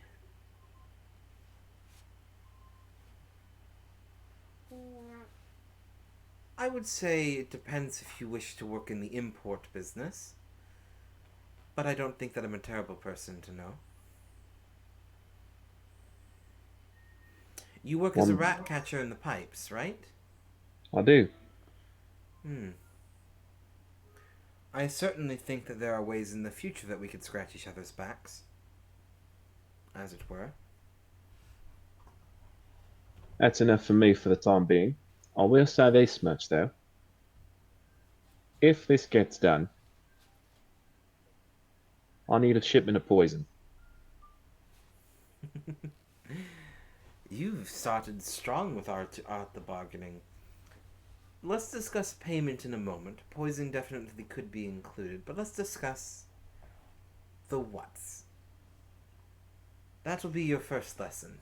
I like your gumption, but as I'm sure Estella will tell you, knowing what needs to be done is the most important fact before you start negotiating payment. I think that's right. Necessary, isn't it? Anyway, We find our friend here. We find somebody he relies on. Either a high level enforcer, a manager, somebody close to him, close enough that he knows we can get to him, and we make an example. Something to make clear on no uncertain terms what's going to happen to him if he doesn't fall in line. So, I appreciate the heart, but blood is not what I deal in. It makes more work for me. I think we have two different businesses then, friend. But go ahead, I'm listening. I think we need to get into his head. Yep, and while taking out someone close certainly would, there's a more direct method. It's not... The problem with someone like the Arch-Chancellor is he believes too much in himself to fear what happens to someone beneath, and doesn't care much enough for anyone to actually provide... to prove generally fruitful to threaten those below. However, the Arch-Chancellor has secrets of his own, and I know potentially where one could be. Are either of you familiar with the taboo art of necromancy? Gratefully, I'm not. What about you? I see you have quite the few talismans. I'm familiar with it in theory. I don't practice it personally. Well, our young Arch-Chancellor is neither young and certainly well experienced. There's always a cost. To live as long as he has, he had to leave something behind, a vulnerability. Always do. I've spent some time trying to find where this object would be, and I've narrowed it down to 3 locations. You find this object, you bring it back to me, and the Arch-Chancellor's life will be in our hands. He'll have no choice but to play nice. It will put his vulnerability where we can reach it. That being said, he will certainly have secured wherever it is. So, as for the what, if you two are willing to retrieve this object for me, I will give you the information that I know, and I get my pawn. You two get the heat off of your back. Granted, I'm not foolish. I'm getting the much better end of the bargain here. So there is some room for negotiation. You mentioned poisons. What kind? Smokestack is going to list off a highly specific chemical composition that is difficult to get in London due to recent legislation. How much do you need? 16 cases. Where do you want it delivered? One of the guild locations for the rat catchers.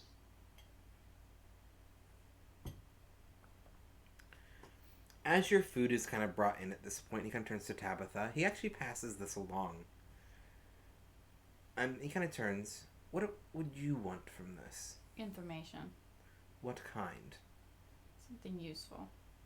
I can find something useful for you. Poisons for you. Those are quite the pricey variety. I would say that does sound like a fair deal to me. You get the heat off your back, you get poisons, I get you some valuable information. We've dealt before. I would call that fair for a day's work. Especially being that I'm going to provide the information on where this object could be. Any disagreements? Sounds solid to me. Good. Tabitha kind of comes back, and he actually slides one of the vials of poisons across to prove that it's legit. I'll have the other cases delivered there before sundown. Good. And it is, by the way. It's actually a little bit more potent than what you were trying to get. I like that. Anyway, kind of looks towards the two of you. Well, over a good meal. And by the way, the food that you got, Gray, it is... like most really expensive foods, actually not that good, but you've never eaten something this potent and strong and luxurious. Like, it's got like that really just pungent, over the top everything to it that you're just not quite sure how to process. Yeah. But it's nice. You've never eaten anything like this before, and Darius kind of gets a smile towards the two of you. Your soup is well made for a simple French stew. Okay, let's put this in more simple terms. There are 3 locations. You may be familiar with where the locations border, but I doubt you've been there. How much do you know of the depths? Quite a bit. A lot more recently, but not as much as Not that I'm well traveled. some might. You're well traveled, or you're not well traveled? I'm not saying that I'm well traveled.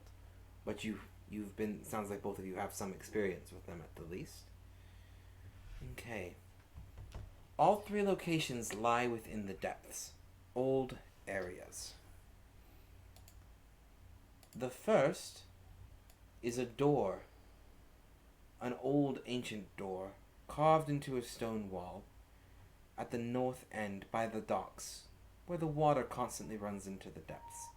He kind of marks out on kind of where the door would be, and I'm gonna have Smokestack roll it's probably intelligence check or wisdom, intelligence check. Okay. Move it. I can,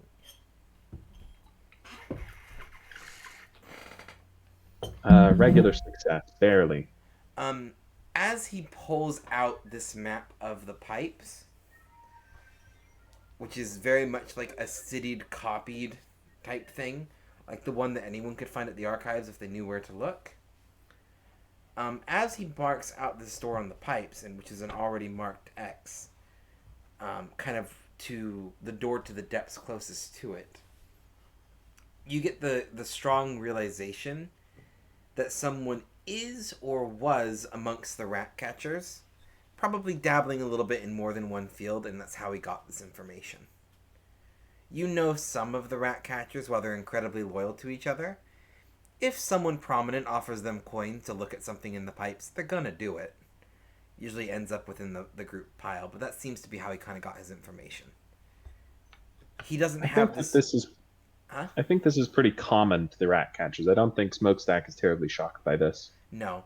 I'm mostly saying this as a way to say he doesn't have personal experience with the pipes. Does it make sense? Gotcha. This is that makes one sense. of your rat catchers probably gave him this information through the grapevine. Makes perfect sense to Have me. the personal experience. All right, there's the one door. There's an old ancient locked door covered in runes. It corresponds to some old journal entries I found from the Chancellor. I know he visited all 3 of these locations. The second one is actually connected to the pipes a little bit more directly. There's a section of the wall a little bit thinner here. He gestures towards the map. In the kind of the old part of the pipes. There was some kind of warding there, but if you punch through, it might... He mentioned... There's just evidence of him having been there quite a lot. It's a bit hard to say why. The notes on this particular location don't mention it a lot. Just that he was there. And it seems to be an odd location that he's marked. It's nearby the depths, and I assume he seems to have frequented that area quite a bit longer than just someone wandering through the pipes. I'm assuming in the time of your pop, to be honest. The last That makes sense. The last one is a little bit more simple. There was a old stone covered slab in the center of a floor here. It seems to have been a hatch that no one was able to open. Again, runic markings much like the first door. And evidence of him mentioning spending time down there for research in this particular one. I actually do have the journals. He kind of sets them on the table. Feel free to look over them, but they're the only 3 locations that seem to have any kind of bearing as to where he could be. Now, I would sit around and chat, but I actually do have other business to attend to. The journals are yours to look on. Tabitha can get you anything that you need, and you are free to stay in my office while you study these and discuss what your plans are.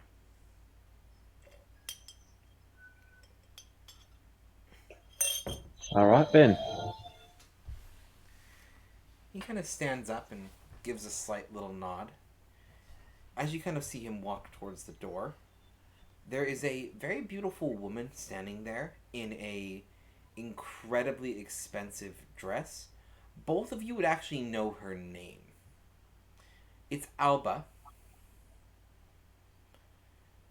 She has recently moved into the city and made a fairly big splash by throwing exorbitant galas, if that makes sense. Like, everyone's kind of seen her. You've never dealt with her, but she's new to the city and has made enough of waves that you recognize her at a glance. He kind of greets her like an old friend, and the two of them walk off down the tunnel together. She smiles and waves back to you, seemingly recognizing Estella, which is no surprise to Smokestack nowadays. Estella seems to have her hand in many pots. But yeah, the two of them begin to walk off down the hall, leaving the two of you in Darius' office, with the journals and the map marking the 3 locations. Well then.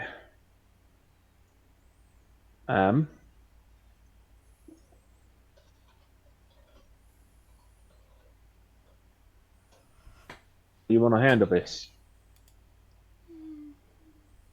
Not sure. We should pick a location and go see what we find, I suppose. I suppose so. So there's the 3 locations. They're all in the pipes? Looks like it. All of them are connected to the pipes. 2 of them, the entrances are distinctly in the depths. One of them is just the very old pipes. It's not technically the depths. And you've actually been down that tunnel before, that particular one. You kind of know the area. It's one of those sections of the pipes that you don't look around in too long. That makes sense. Well, I'll know at least where one of these is, right off the top of my head. Yeah. I can. Let's say we head there and see what's up. Sure. Or do you want to split up or something?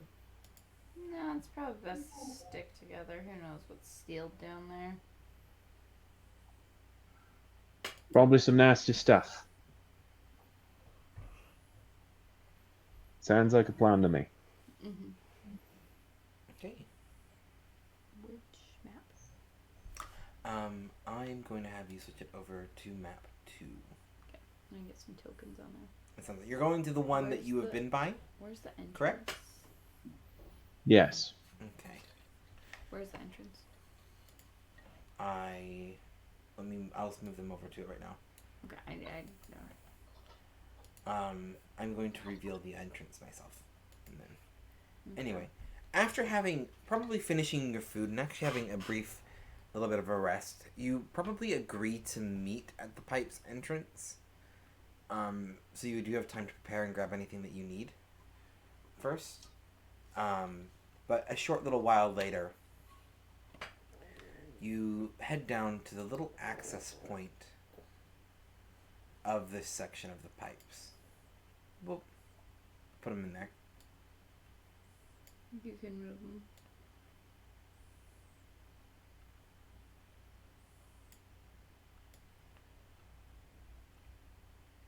Anyway.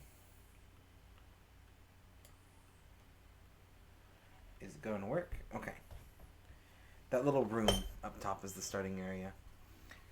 Smokestack. You've been in this room before. This is one of like the many little entrance access halls up and down from the pipes. This particular one actually leads right behind a old unused warehouse. It's got a very close connection to the city, but the door itself, like trying to get into the pipes through this door, which is probably the quickest way to get there, is challenging. Like it kind of creaks and groans just from years of no one really using it. That makes sense. It's gonna work this time. Okay, there it worked. Either way, you're not there for too long when Estella shows up. Estella? Mm-hmm. So, I know you're experienced with the pipes. The deeps, though, we want to be careful. Oh, yeah. I've been through the deeps. Stay within arm's reach of each other most of the time if we can, just in Yeah. case something happens. The key to the deeps is not lingering. Yeah, that helps too. Let's get a move on then, huh? As the two of you kind of walk off down, you walk off down the tunnel. You walk to the area that he's kind of marked on the map, which is right here. And as you kind of walk along the narrow walkway, the sound of water rushing by next to you, you take a second to kind of start to kind of look around. Can I have both of you roll me a spot hidden? Gosh, I hate that skill. I know you chose not to put any points in Fail. spot hiddens. Yeah, well, you know What is it? what? I'm sick of always putting points in there as a character. That is a failure from me. Okay. You look around for a while, and you actually do see the entrance. There's a very small little bit of a hole. Kind of not noticing anything else, you do actually push inside. And as you do so, it's moments too late that you hear the string snap and the log swings down from the ceiling at the two of you. Ooh. I'm gonna have both of you roll a dex save. Ooh. Pass. Pass? What about Pass. Smokestack? Pass. The log swings, and the two of you just kind of managing to dodge in the very narrow hallway. You can like feel the log like pass just centimeters between the two of you, each kind of lined up against one wall as it swings and actually swings partially out into the pipes. But behind it you see kind of the workings of a very dark tunnel. With the lantern light, you can see to just about there.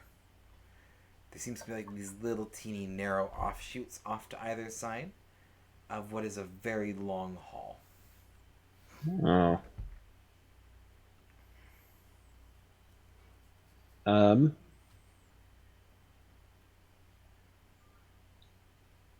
First things first. Smokestack's gonna examine the log. Mhm. That's quite the crude contraption. There's not like trees in London that are readily available. They had to have brought it from like a lumber yard or something. Yeah, that thing's old. I will let you roll. Is there like an investigate skill? I always forget what skills we got in I here. think it's just spot hidden. Spot hidden is not quite like this is more of a like where did this log come from kind of check that you're going for. Knowledge local. Like yeah, kind of like more of a knowledge local. With like I mean like spot hidden. There's a log survival. there. Survival to suggest my familiarity with the area, like urban survival. Maybe. I'm opening up the character sheet skill list real quick.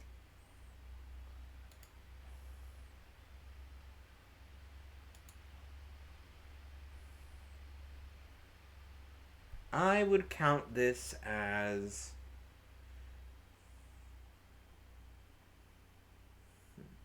It depends on what information you're trying to glean from it. Like, are you trying to glean from when this was constructed? Smokestack is mostly trying to figure that out, yes, because he's been to this part of the pipes before and was not hit by a log trap. I would probably honestly count that as, like, archaeology. All right. Which is got a 1% chance of success if you're not trained in it. Let's Um, go. Being that I am going to just be a little bit nice, I'm going to have you just do a standard intelligence check. Fair enough. If you manage to Regular roll a pass. 1, I would count it as archaeology. It's a regular pass. Yes. You aren't the most skilled or trained in these things. You do know this kind of string, the twine that was used, and the log. They don't necessarily have a very long shelf life on them. And they don't seem to be terribly old. However, the hardware that they're connected to does seem to have a little bit more wear and tear. It's hard to say exactly how long, but this is a trap that has been replaced more than once. Interesting. Given the very close access to the outside, it's not unreasonable to assume that if someone knew this was here, they could sneak in quite easily from the dockyards with some material to do so. That makes sense. It's mostly a rough guess, but yeah. All right, then. Let's keep our eyes open and head further in, yeah? Okay. Continuing further down the hall. Smokestack is going to, if I may, real quick, sorry, is going to withdraw a long pole. Okay. And he's going to tap it on the ground in front of them as they walk. Okay. I'm assuming that we're going to have marching order Smokestack in front, Estella behind. Okay. As Smokestack kind of walks, tapping the pole in front, trying to kind of suss out any kind of traps or anything. Who's holding it? You guys have a light source, I'm assuming. Probably brought in. You probably have like a little hooded lantern that you're kind of used to using down in the pipes. I'm assuming. Smokestack actually has an electric light. Okay. The electric light. Okay, yeah. Casting light in the hall. Okay. Besides his now enchanted magic sword and other accoutrement, it's probably the most expensive thing he owns besides the revolver, I guess. Okay. Well, kind of going down the hall, tapping the stick back and forth, trying to get any kind of bead on anything. You kind of slowly progress to the hall before you reach a bit of a fork in the road. You can actually see all the way to the end of the kind of old and collapsed tunnels to the right. Kind of casting the light forward. You can only see to about there, though, going forward. There are a couple offshoots. There doesn't seem to be any kind of trap. Do you just keep walking down the deeper port, or do you make the left here, try to explore this little bit of an offshoot? There's also a collapsed tunnel to the right there. These are very, very old ruins, by the way. Stonework kind of lining the walls, like thousands of year old ruins. On Earth? I mean, it's not uncommon in the deeps, but even still seeing it's always a bit of a trip.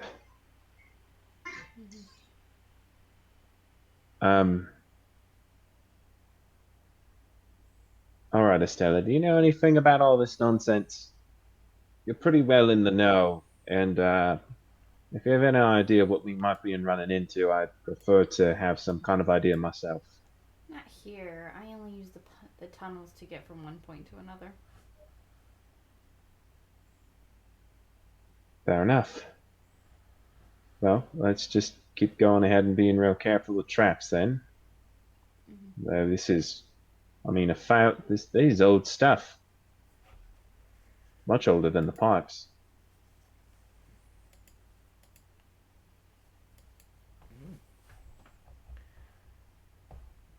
Continuing forward, then, I take it.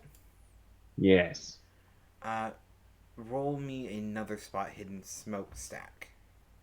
I mean, you can roll it just on the off chance you pass, but Yeah, basically. smokestack is the one kind of taking the lead. Ugh, 98. That is a fail. Fail. Fail. Fortunately, you have the stick in front of you. But as you reach a little intersection moving forward, that kind of branches off into a couple different directions. Is this a wooden stick? What kind of stick is this that you're using? Yeah, it's just a long wooden dowel, a long wooden pole. Okay. It's pretty well used. I think it's normally used to suss out rat nests or old traps that other catchers have laid down that you don't want to run into. About how long is it? 10 feet. 10 feet. It is now about 8 feet, as the 2 feet towards the end are snapped off by a bear trap, just going snapping shut right when it hits it. It's enough to kind of get you a bit of a jolt, and roll a luck check, smokestack.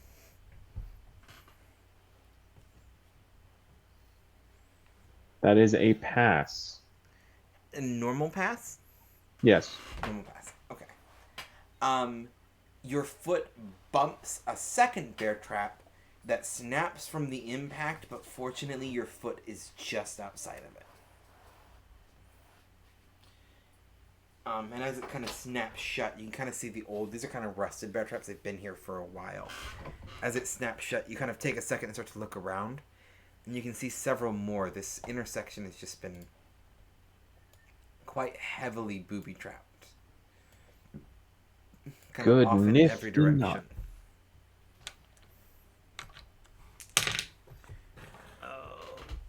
All right then. That's something, isn't it? Yeah, I'm glad you didn't stick your foot in that first. Yeah, that makes two of us.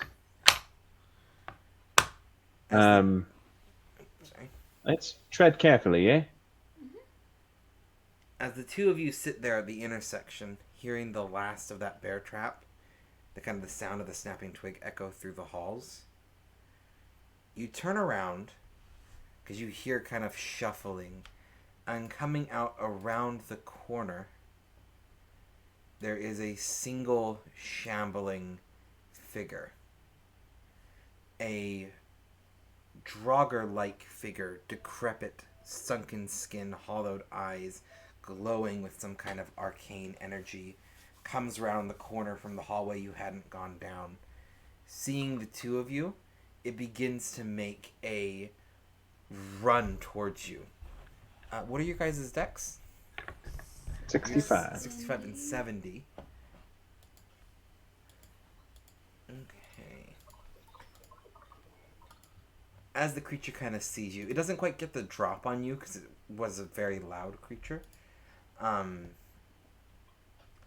But 65. You do get a chance to go first. I chuck a knife at its head. Chuck a knife at its head.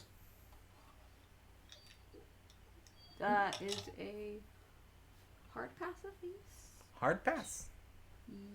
Yeah. Okay. Roll for damage. It doesn't try to dodge. 4. 4? Estella just quickly throws a knife at this figure. It kind of goes end over end before striking into the kind of corpse itself as it kind of keeps shambling towards you. What I'm going to do, by the way, we're going to start doing this, is in situations where I have a dex tie, I'm going to say that those actions happen simultaneously. So you and the creature are now going to go kind of at the same time. So what are you doing, Gray? Smokestack is going to draw his rapier and move into attack. Okay. And It's actually, you do have to kind of push past Estella. It's a very narrow hallway, but you are able to do so. The creature is actually lunging towards Estella. What is Estella going to do? You can dodge or fight back. Fight back. Okay. And it's going to just focus on going to her, so it's actually only going to try to dodge yours. So give me a roll, Luke. All right.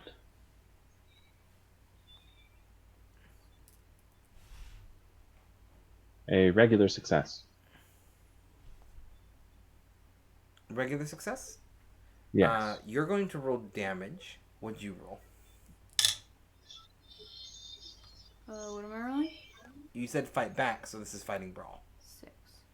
6? That's extreme success. You rolled a 6? Wow, roll damage too. 13 damage from Smokestack's S-Stock. What was that? 6 damage? Mm-hmm. As the figure kind of lunges at Estella, she kind of quickly catches it and manages to kind of actually catch it with her knife as it kind of like leans into her, getting right into her face. And Smokestack just nimbly, daftly, quickly dodges off to the side and thrusts. As you stab it through, you can feel the rapier strike kind of some of these vital, like it feels like almost like crystal as it goes through the center of this creature. And the creature just kind of and then turns to dust right in front of the two of you. Just leaving a little bit of a faint trail of dust as your rapier seems to have been enough to finish it off before it managed to actually land any attacks on either of you. All right. You get the distinct feeling where there was one of these, though, there's probably going to be more. Tread really carefully. Got it. Any idea what that thing was? No.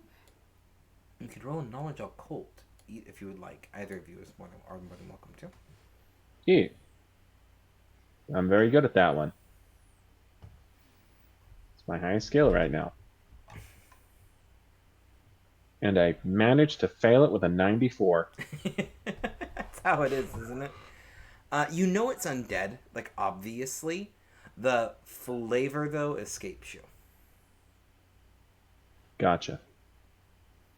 Either way, you now have a choice of 3 paths in the still fairly bear-trapped corridor. Either north, south, or further east. I say we go north. Okay. I feel like this is going to be... some of these old ones get pretty twisty. As long as we remember our way in, we'll remember our way out. The two of you begin to head north. I am going to need both of you to make a standard dex check as you try to navigate this little corner full of bear traps. Dex, pass. Pass? Right? Yeah. My brain's running really slow. That is going to be a fail from Smokestack at 71. Okay. My hot rolls are failing me suddenly. That's okay. As you're clambering through, you do hear another bear trap go off. And you see Smokestack just quickly like let out a as you look down and one of the bear trap has snapped onto your leg. You take 1 point of damage. These aren't... They've kind of rusted a little bit over time, making them oddly sensitive, but also kind of having lost a lot of that crunching power. Yeah, usually the springs... Lost a lot of spring. Lost a lot of spring, but it's still enough to kind of like the teeth bite into your leg a little bit. But you kind of use that, the pole, the remaining 8 feet to kind of pry it off your leg pretty easily. As the, again, sound of it kind of echoes through the hall. But you don't see any kind of disturbance. Carefully pushing forward, you find yourself entering into another chamber. It's actually a little bit of a room this time. Not very big. It's, however, at this point that something finally clicks. You're in catacombs. The little alcoves that you're seeing along the wall.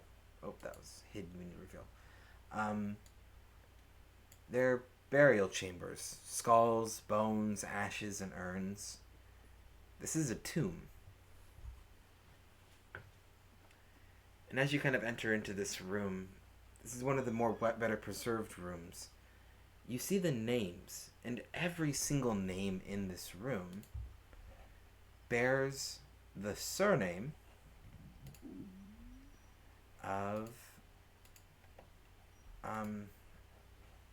Caldwell, the Arch-Chancellor.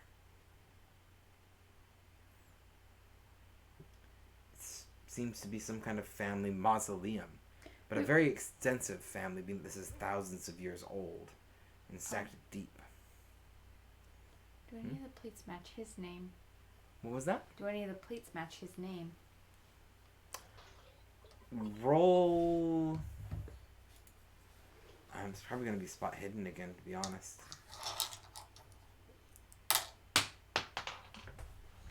Fail. What? Fail. Fail. There is, but there's multiple. It's like passed on name. It's a family name. You get the feeling. There's a good number of them here, but yeah, you're kind of looking around. Nothing immediately strikes your fancy here. There are kind of two different ways that this room does branch off, though. One of them leads to what looks to be the back end of the pipes themselves, actually. You can kind of see the newer brickwork kind of up to this hall to the north. The other one leads to seem to be just a little bit deeper into the catacombs.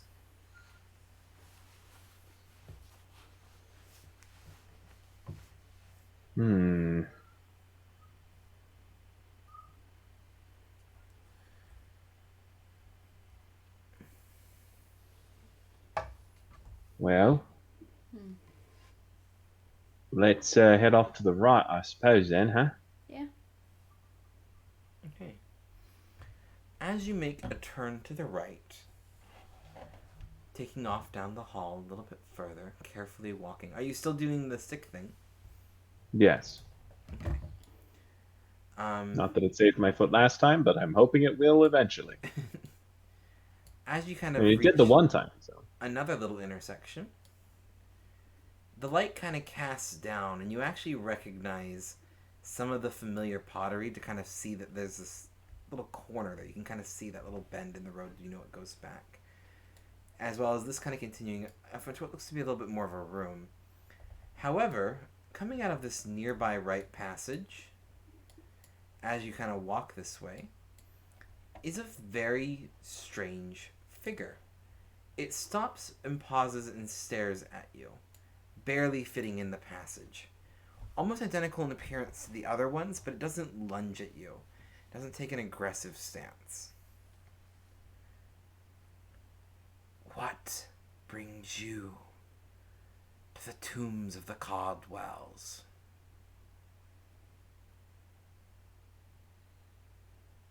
Estella! That one's talking! Yeah. She can Estella, see he's that. nasty!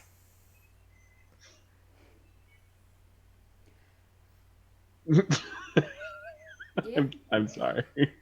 It looks almost confused and offended, to be honest. We're looking for something that was misplaced. What? We're looking for something that was misplaced. Many things have been misplaced in these tombs disturbed by progress. Valid. What is it that you look for? Not exactly sure yet. Wasn't given the most description. Phylactery is a word that comes to mind. There's a Arch-Chancellor up above. I think probably the latest in the line of the Caldwell family. He is not one of us. Oh, well, that makes this real easy then, because One of we're you out to was. blackmail him. He's tainted our halls and disturbed our slumber bound us to guard it. I am free, but the others have lost what left of them and their minds.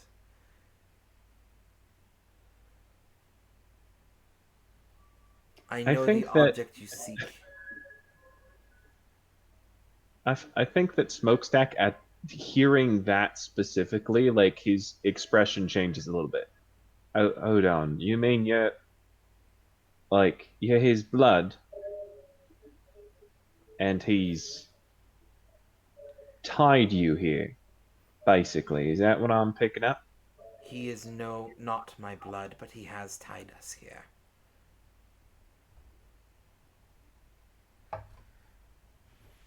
The So he's last two taking your name. Caldwells died hundreds of years ago.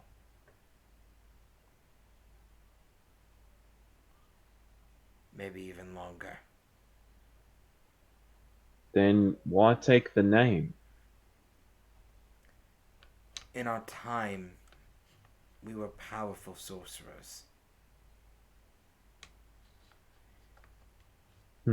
Thatcher Caldwell, he says with like venom in his voice, was an apprentice. We brought him in to teach us, to see what he could learn. We treated him as if he was part of the family. But he always wanted to know more. And we wouldn't teach him. So he made deals with things best left undisturbed.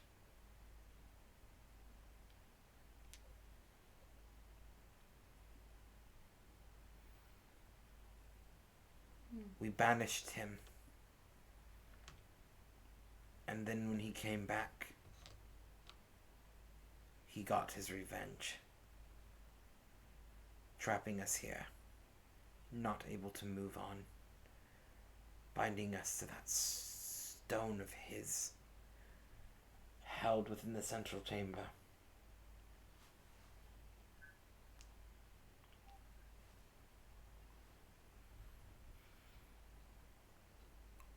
Even now, Right. I can hear the humming. I can hear your heartbeat. And smell the delectable scent that is your blood.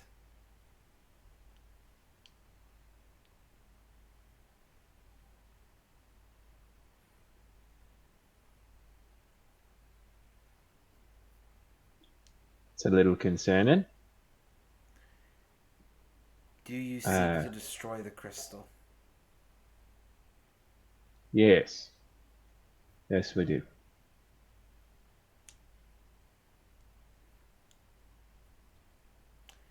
In the chamber up ahead, many of those like me lie sleeping. If you open the door and trigger the bells that hold to it, you will awake them all. If you don't open the door, only one opponent remains between you and the crystal. And this crystal contains a part of Caldwell's soul, is what I've been led to believe, eh? I don't know the magic behind it. It is not the kind that the Caldwells dabbled in. We didn't Fair enough. touch the dark art.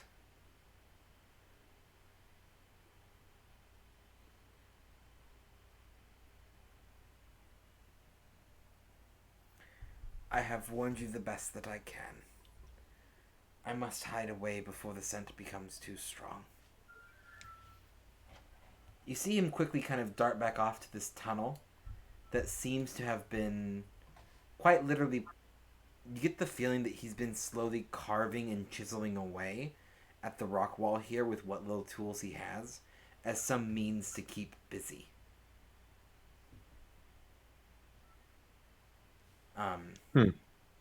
Something to keep him from slipping into the state of the other one that you saw.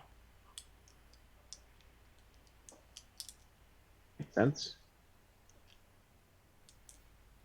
And it's not long before you start to hear a soft little sound of like a pickaxe or some stone hitting stone kind of in the back around the bend corner. Very, very soft and faintly. What do the two of you Okay. do now? All right, Stella. Just because I don't want to catch you off guard something like this later.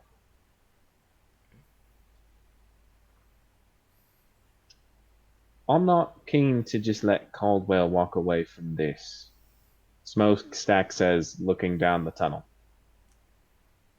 I understand our mutual friend would prefer him alive to be able to use him, but Oh, I think he can be dealt with and kept alive. what was that? I think he could be dealt with and still kept alive. Though I kind of have a feeling that if whatever necromancy he's dabbled in, if that's undone, he will probably fall apart. That's how that kind of thing tends to go.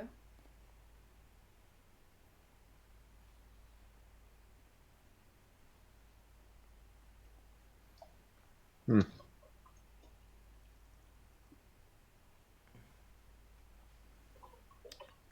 As um as you kind of sit there for a moment in the silence, it's the little sound of the stone. Eventually, you probably begin to get moving again.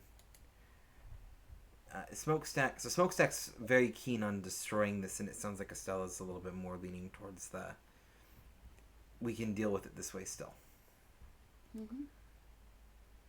Anyway, but as the two of you, do you continue off towards the big room, which is the room that he kind of pointed you in? Or what Yes. do you do? Okay.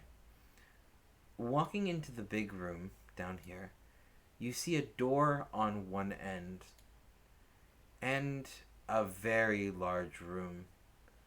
The light kind of casting all the way down about as far as you can see. And kind of as you enter into this room, I think now would be a good time because I need some water to take a quick, like, little 5-10 minute break. If that's okay. I just need to get up and get some water. Okay. I'm going to start a quick little boss fight for Streamlabs, though. If any of you want Sounds to good to join me. it. I will. I'm kind of stuck here with the sleeping baby, so. Yeah. I'm just going to get some water and I'll be back soon. What's a boss? It's been a while.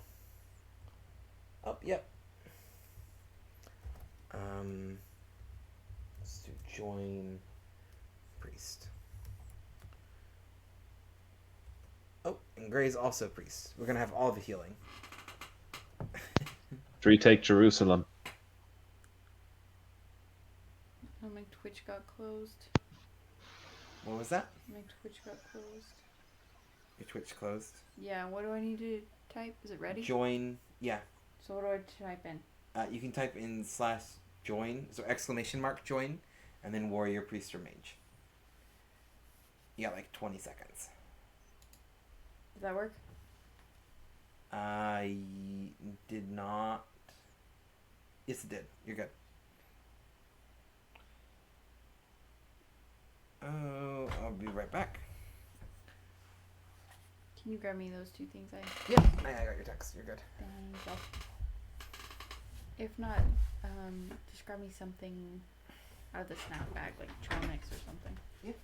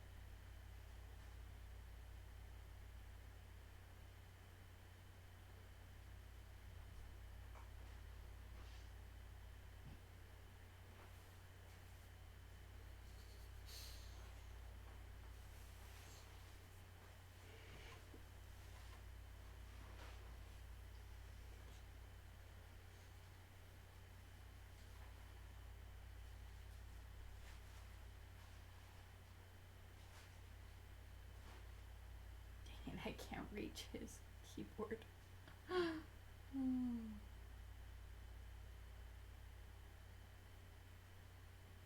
Oh, he's on his phone. Tricky, tricky.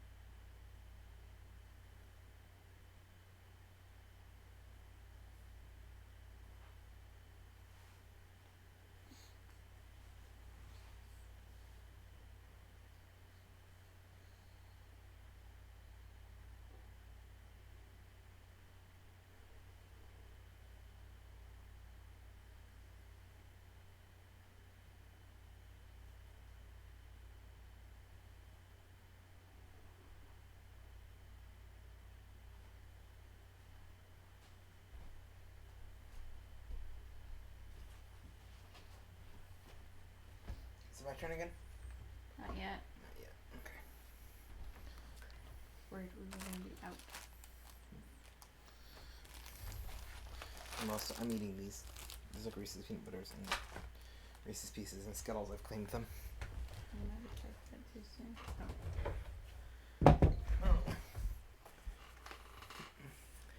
And hello, I'm back, I as you want- can probably see.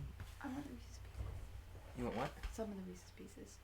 Yeah, you can have some Reese's Pieces. I mostly wanted the Skittles. Oh, yeah, I just get the Reese's.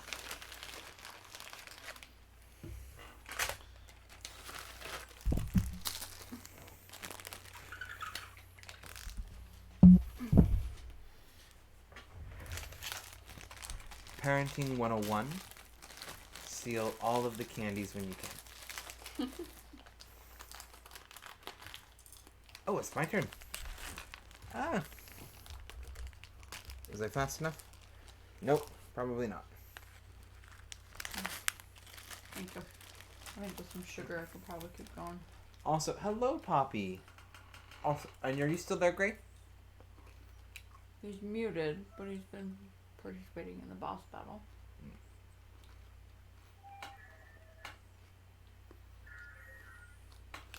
Sorry, I'm not. This is not the most chatty of streams when I'm doing these ones. And I'm supposed to be monitoring the chat, and I'm really bad at it, guys. Yeah. But yeah, it's good to see you, Poppy. How have you been?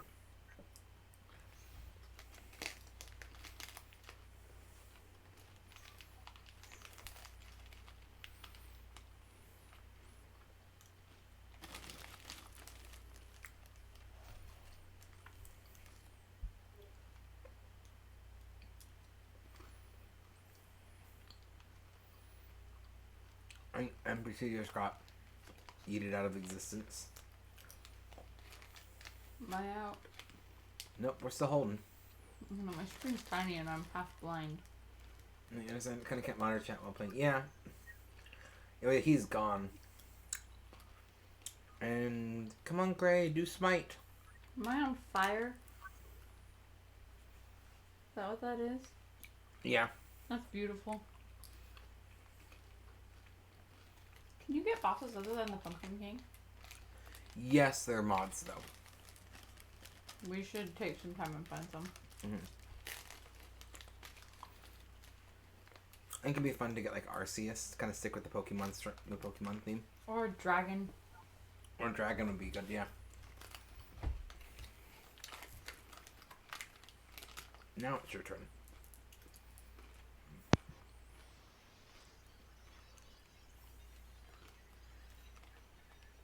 And the fight goes on.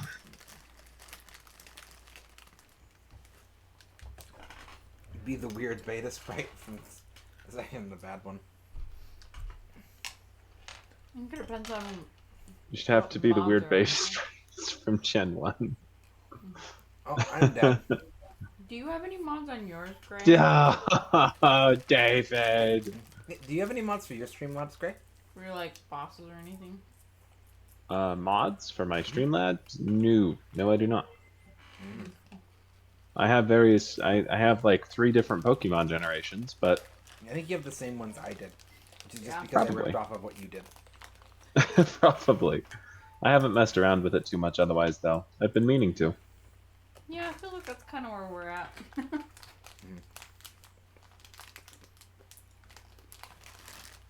You guys got this. Oof. You either go for like the little bit of all heal or the solid heal, and I don't think you heal yourself because I mean, like you do what you feel like would be best, but I like to go out in the blaze of glory as a healer. I'm like, I'm gonna desperately heal someone. Self-preservation. The That smart healing ensures- method. So I can get another turn, hopefully, to heal somebody else. You took the cowardly method. But I understand. I don't know. It might be a little late. I'm not sure if it'll make the difference. I don't know. Poppy's hitting pretty hard.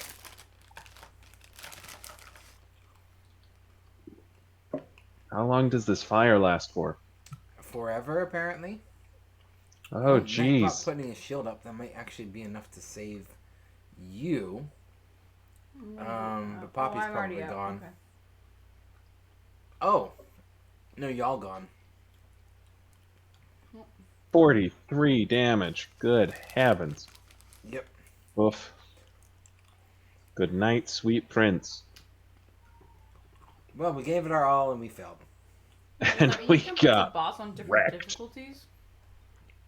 Yeah, there's different difficulties. That is cool. I normally do it on normal. No, I think normal is difficult. Like, it's a good level. We've beaten it on normal, we've lost on normal. It seems to be a good level. Mm-hmm. I think if you could get everyone, so like you had a full group of people, More people. I feel like hard would be more reasonable. Mm-hmm. Especially that there's kind of like some chat and like, strategy. It's not going to kick people out. It's just going to add bots so you have a minimum. I think there's probably a cap how many people that we can have, but Could be in there. Yeah, that makes sense.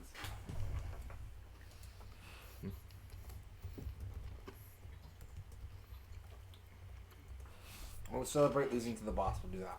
Mm-hmm. Did I misspell it? Might have misspelled it. Is it one word? Yep. Wait, are we doing another one? This is Battle Royale. Oh, what do I hit to join? We don't hit anything on this one. Oh. Just everyone in the chat fights to the death. Okay. They do this one automatically, don't they? It just basically does duel for everyone. Fight. And then usually Streamlabs or Nightbot wins. Vivorian won the one time, which was You weren't even hilarious. here. You were asleep. Yeah, sorry. That made it all the funnier. That's alright, Poppy. We went out in a blaze of glory. Yeah. That's what matters. Am I out? Yeah. You're out. I found a med kit.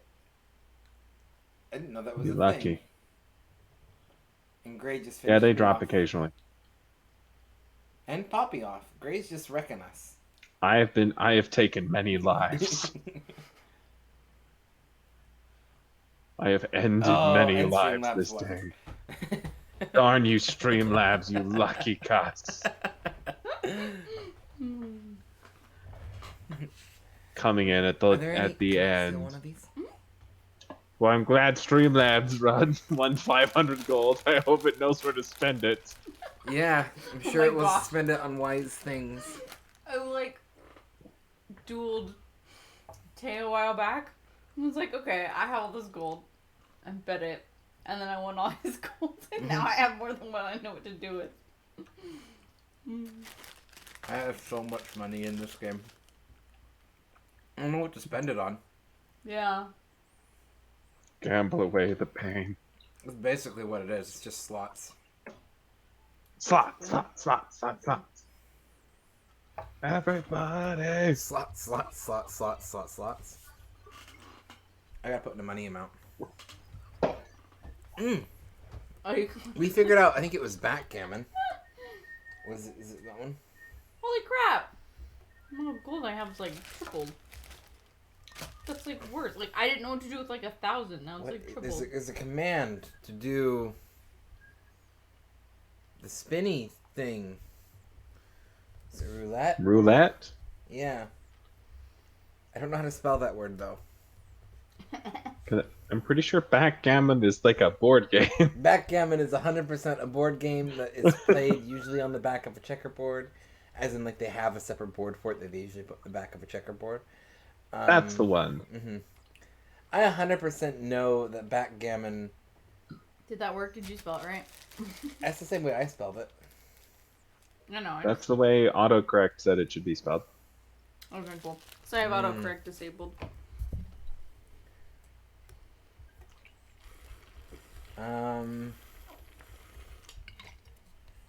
Help.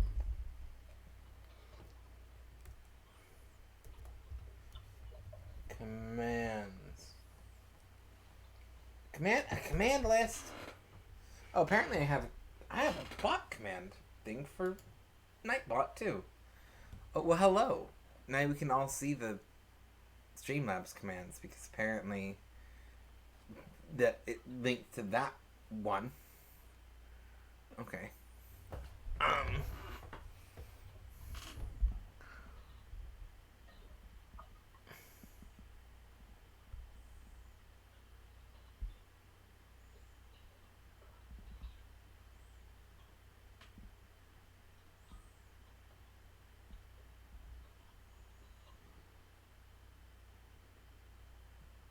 What? 1 second. Basketball.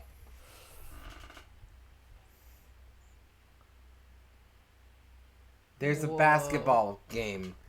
I'm joining Team Red. We shall be enemies. Did it let me? Oh yeah. Oh, help! I'm alone. Fight. What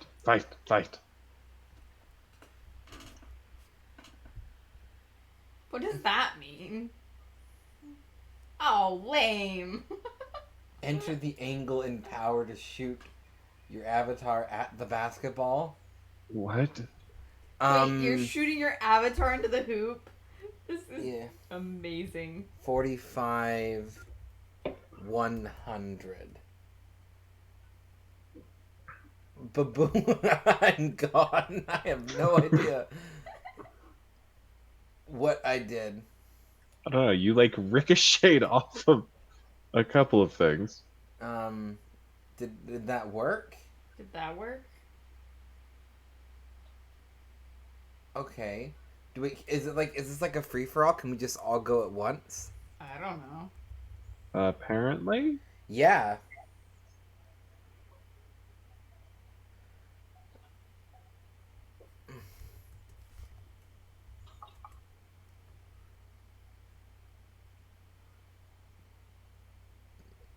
What is this beautiful chaos? 80 at 50% power.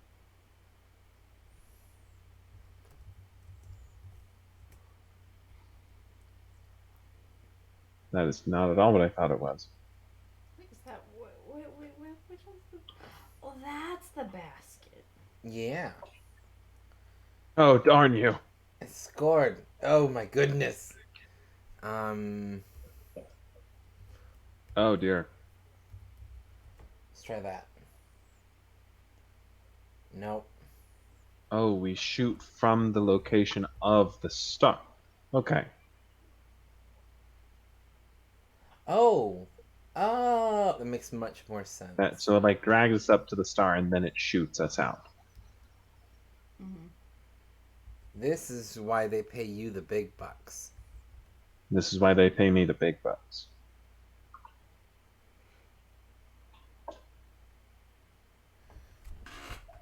This is why I get paid the big bucks. Cash money. This is why you actually get paid the big bucks though, because you actually managed to land the score. Maybe The a first little time bit, was technically. the first time was a fluke. That time you just got it. You just got in one.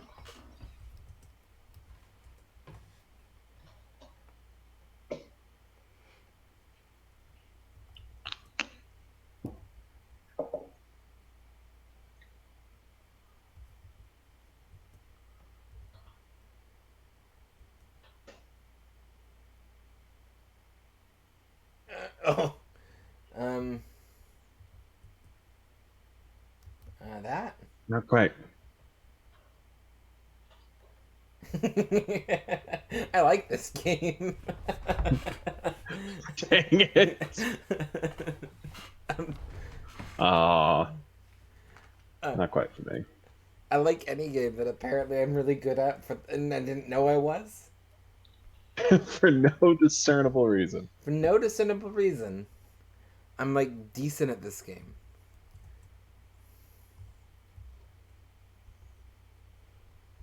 It's all them years playing that weird tank game. Oh man, that's taking me back. You're welcome. You know exactly the one I'm talking about, too. I do. It's just called tanks. That's like the whole game. You used advanced mathematical algorithms. Oh, come on. Seriously, this is what this reminds me of. Are you kidding? Gosh dang it. Oh, this one's...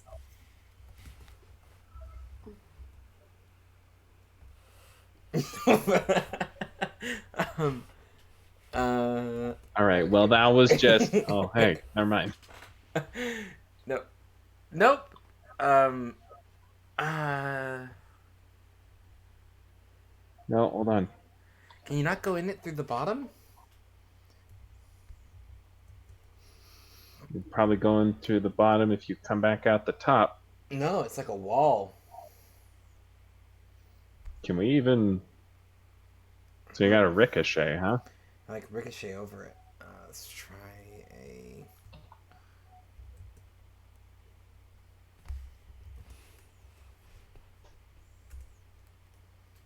40-degree angle at 32, maybe.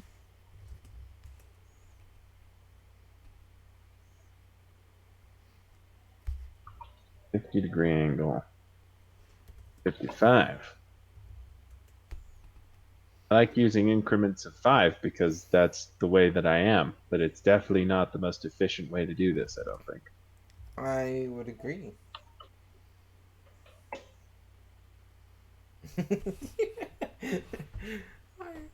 I'm so proud of myself and also feel like Gosh, a bit of dang a jerk. I hope so. How on earth? Again, this is apparently something that I'm oddly good at.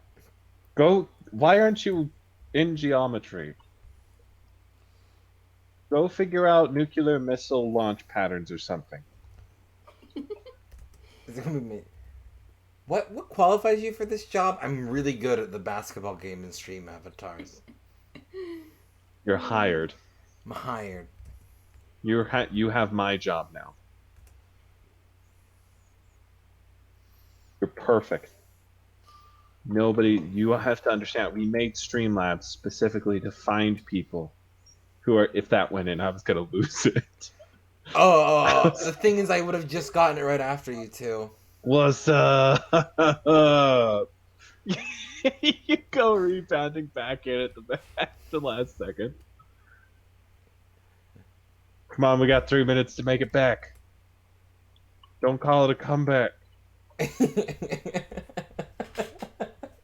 You suck. I'm sorry. It's actually something that I understand. It's angles. Okay, Well, you have the advantage because you're watching live and I'm doing it on the stream, so I'm working with a delay here, all right? Yeah, me too. That is fair. Me too. That is fair. I mean, you can literally look at the live thing too, though. Yeah, but I'm blind.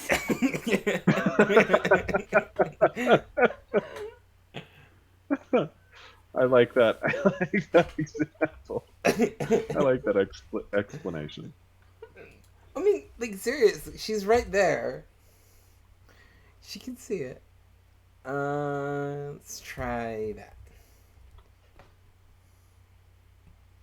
Going for the call shot. Oh, I really liked how close that was. Let's try. Let's try that same method, but just slightly less power. Oh.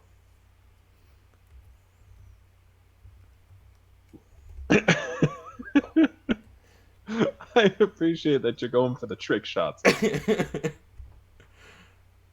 Oh, come I'm on. That almost was there. so close. I'm almost there.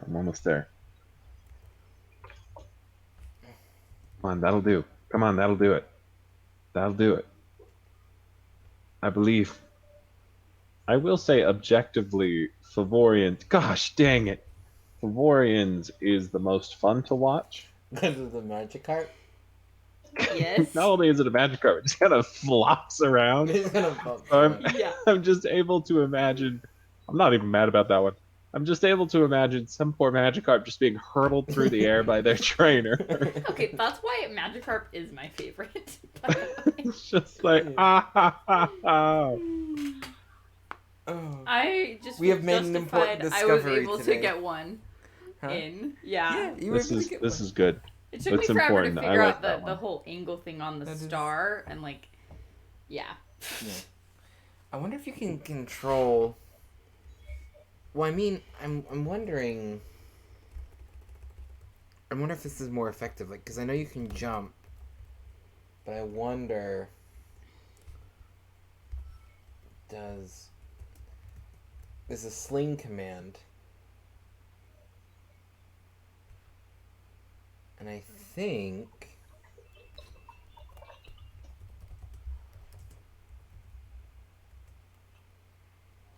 It uses the same Yeah, system. it uses the same system. So if you use exclamation mark sling, you can actually aim your jump. What? So sling, you can pick a degree. So instead of jumping straight up, you can aim for the star. Song. Do not sling. It's with an I. Slong. Yeah. Hello, Banana. We're on a quick little break as we were playing around with Streamlabs. I will say that you also have a great one because you're a guy like Armadillo Balls. Sometimes he does. Other times he just kind of stands there. But when he does do it, it's just amazing and it's lovely to watch. And I can also just go. Wee.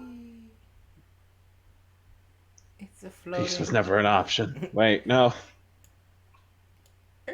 Quickly. I am now an airplane. Bombing run, go. Oh, I don't do actions midair. That's too bad. Otherwise, I would be dropping bombs on people. I mean, you can just do that normally as the Streamlabs guy. Hey, Banana. There you go. I think we're doing well. Yeah. Good to have you on the stream. It's a little bit of chaos to get things started. Okay. A little bit. We're all professional chaotic Chaos enthusiasts. Yes. chaos enthusiasts. Chaos Appreciation Week. Yeah. This is Chaos Week. Chaos Week. Yeah, it's like Shark Week. In fact, Chaos it's on the same week as Shark Week. I don't really like where this is going. I'm sure you don't. What about like Does this mean what I think it means? It I can absolutely does. I can spawn friends. What? I don't know how to get rid of them though. Bombs, maybe? Oh, you gotta like right click them. X spawned 10. You mean requires a valid target? Oh, spawn 10. I had a space. I can make one for you. You can fight that one. It's spawned 12. Kill the clones. There can be only one. That not work? Apparently, I can only attack people. Lame. That's fine though. This is to be expected. I'll get rid of it. I actually didn't know there was an attack command. Yeah, you just like hit them and they go flying. It's great. What? How did I not know this? Oh, there's so many fun Pokemon. I did not spell your name right in the slightest there. Great Griffin. Greg Yeah, the you spelled it Griffin? pretty good. You just added an extra G.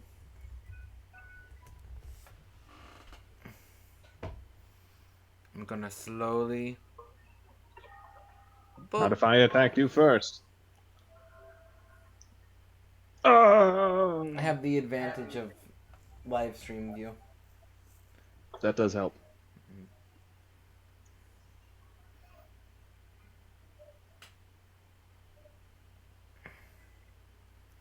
Anyway. Now that we have had sufficient distractions, we should probably get back to the session. Probably. Probably. Oh, bum. Are you having a fun time over there, Cat? Meow. Can I turn your camera so I can show the cat? Meow.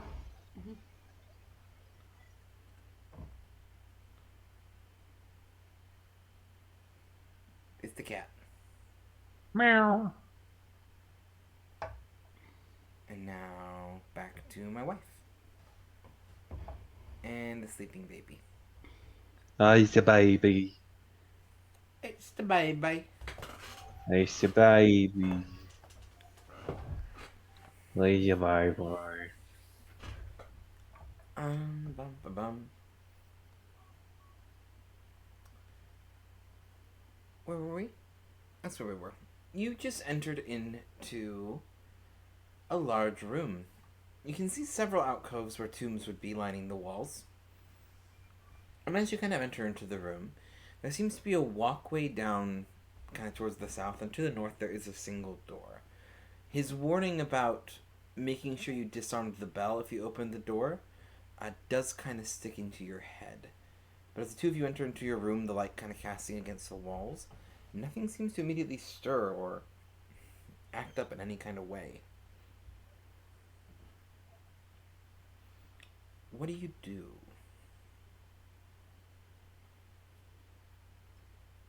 I'm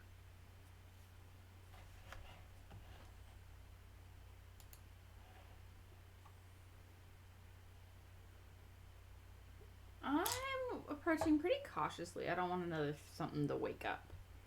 You're approaching the door? Just through the passageway very carefully. You're going to make your way towards the southern door? The southern area? Nah, let's head north. Okay, north is the door with the bell he warned you about. Oh, yeah, we'll head south then. Yeah. Okay, so you see Estella kind of just ignoring the door and kind of heading down to the southern route. Do you follow? Yes. Okay. As you kind of continue down, I need both of you to roll me a stealth check. I am not terrible at those. The light begins to kind of cast into the hallway down there. That's a failure for me, Bob. Ugh. Hard Seems like a bad time to success. fail. Hard success? Yeah.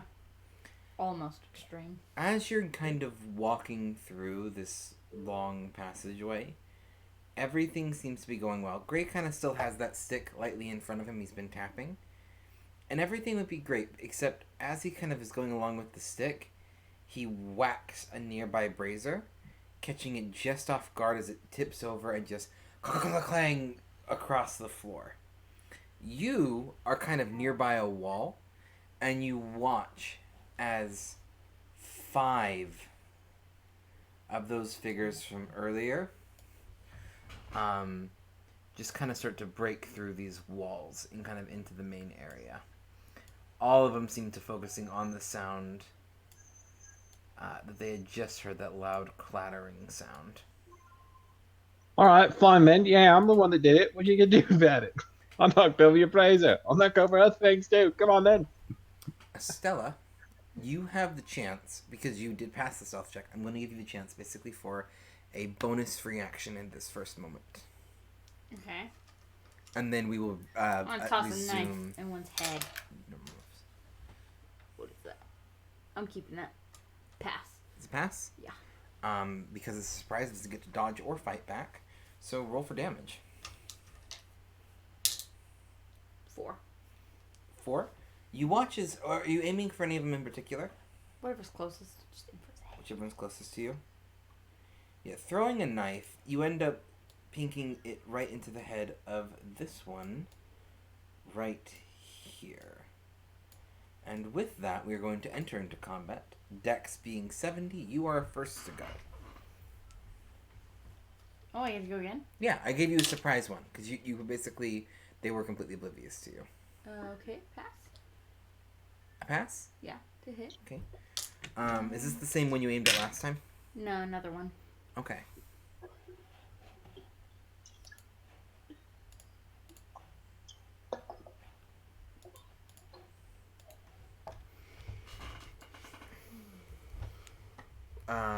You pass? What'd you roll for damage? 3. What? 3. 3 damage? A different one? Okay. The next closest one, or? Yeah.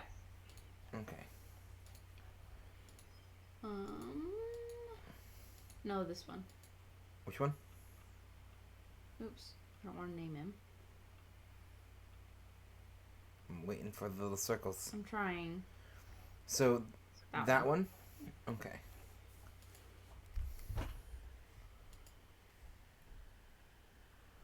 Alright. Smokestack, it is now your go, but you're they're all kind of rushing you. So again, we're kind of saying this is kind of happening at the same time, but what do you do? As you have these now 5 of them kind of charging into the room. Okay. First things first. Smokestack's going to try and identify if there are any other traps on the ground, or if it was just the ringing bell one. Okay, you can roll spot hidden. I'll count that as your free action. Okay, hard success on that. Okay, as you look around, there are actually a couple different bear traps and whatnot still scattered throughout. Similar old, well-worn bear traps. There's nothing else that you see on the floor, and they mostly kind of seem to be kind of towards the walls. The bell trap that you were warned about was on the door itself. This was literally you knocking over a brazier that was kind of in the center of the room, not necessarily a trap. It was just bad luck in terms of your stick That makes connecting sense. with it. But yeah, there's some bear traps, but nothing else that you can kind of see.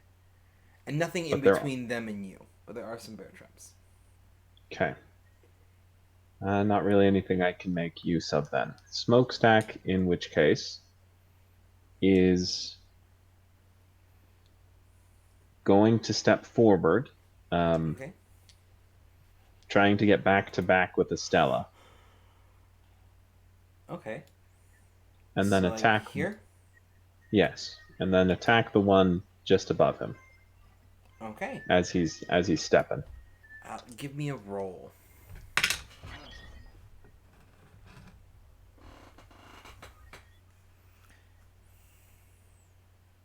Regular success.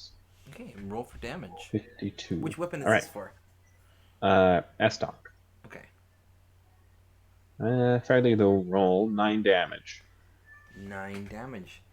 You just quickly thrust your weapon at the one just kind of slightly above you. And it's a good hit. You see it kind of crack into... You hear some of those crystal sounds crash and kind of begin to crack again, but the figure is still standing. As it does so, the one just... It kind of swings back at you, but its arms kind of fall short of the attack. The one just south of you swings at you. Are you going to dodge or fight back? In this instance, I am going to dodge. You're going to dodge. Okay, give me a roll.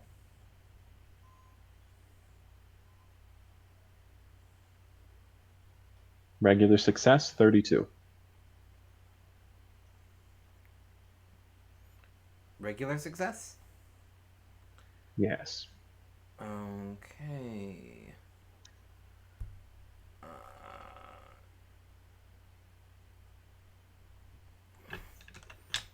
As you try to dodge out of the way, it swings at you, and one of its kind of clawed, gaunt hands does manage to scratch across you,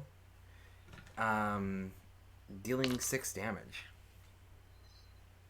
As it Oof. kind of rakes into your flesh. What's your max health? 13. 13, so you're good. You don't have to roll a constitution check. Good. The one above you missed. The other ones kind of make a charge towards you guys. This one down here runs towards Estella. Dodge or fight back. Fight back. Okay, give me a roll.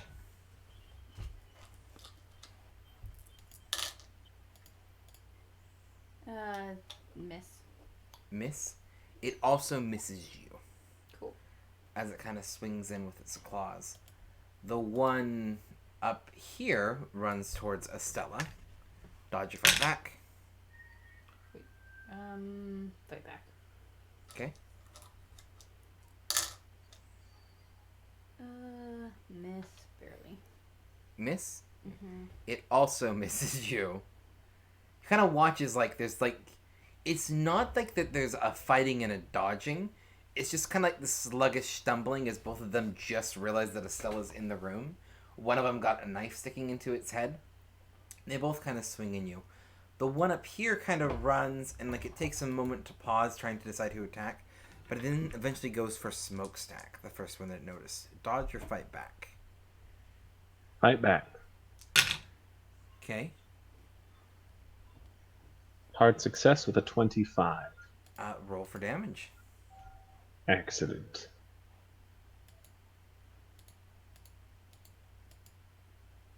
Maximum damage.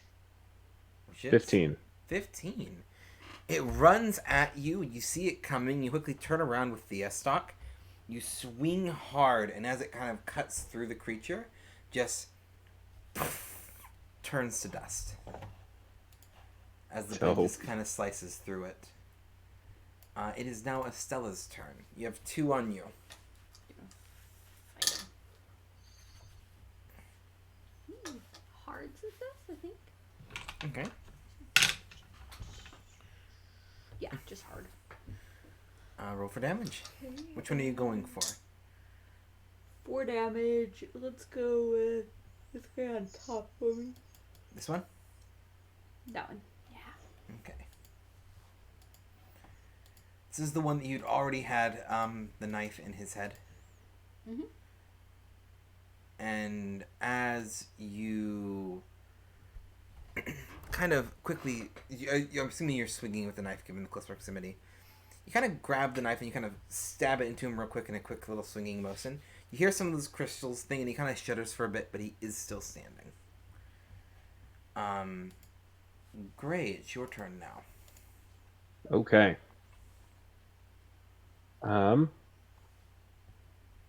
Cool. Attacking the one that I attacked earlier Okay. with my sword. We're gonna take another swing at him. Okay. Ooh, another hard success, 28. Roll for damage.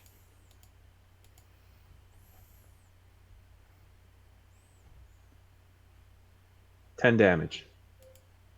Okay, and this is the one you attacked earlier. This one right here, right? Yes. Okay. Yeah, quickly swinging your sword, kind of still carrying the momentum from the previous one. You strike through him and also turns to dust. The one just south of you lunges, having watched you taken out 2 of its comrades. Dodge or fight back, Gray. Fight back. Okay. That is a failure with 80. Oof. Okay. You try to bring up the sword, but you just aren't quite fast enough. It's a cocked die. You take 3 damage. As the claws, yet again, from the same one, rake into you. Getting real tired of that. One of the 2, the one just south of you, strikes at you. Dodge or fight back, Estella? Fight back. Give me a roll.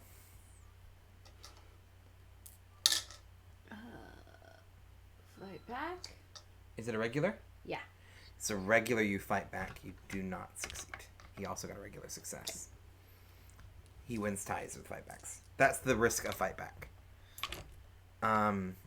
You have, like, it's a really good swing on you. He's just slightly faster. Oh, how much health do you have?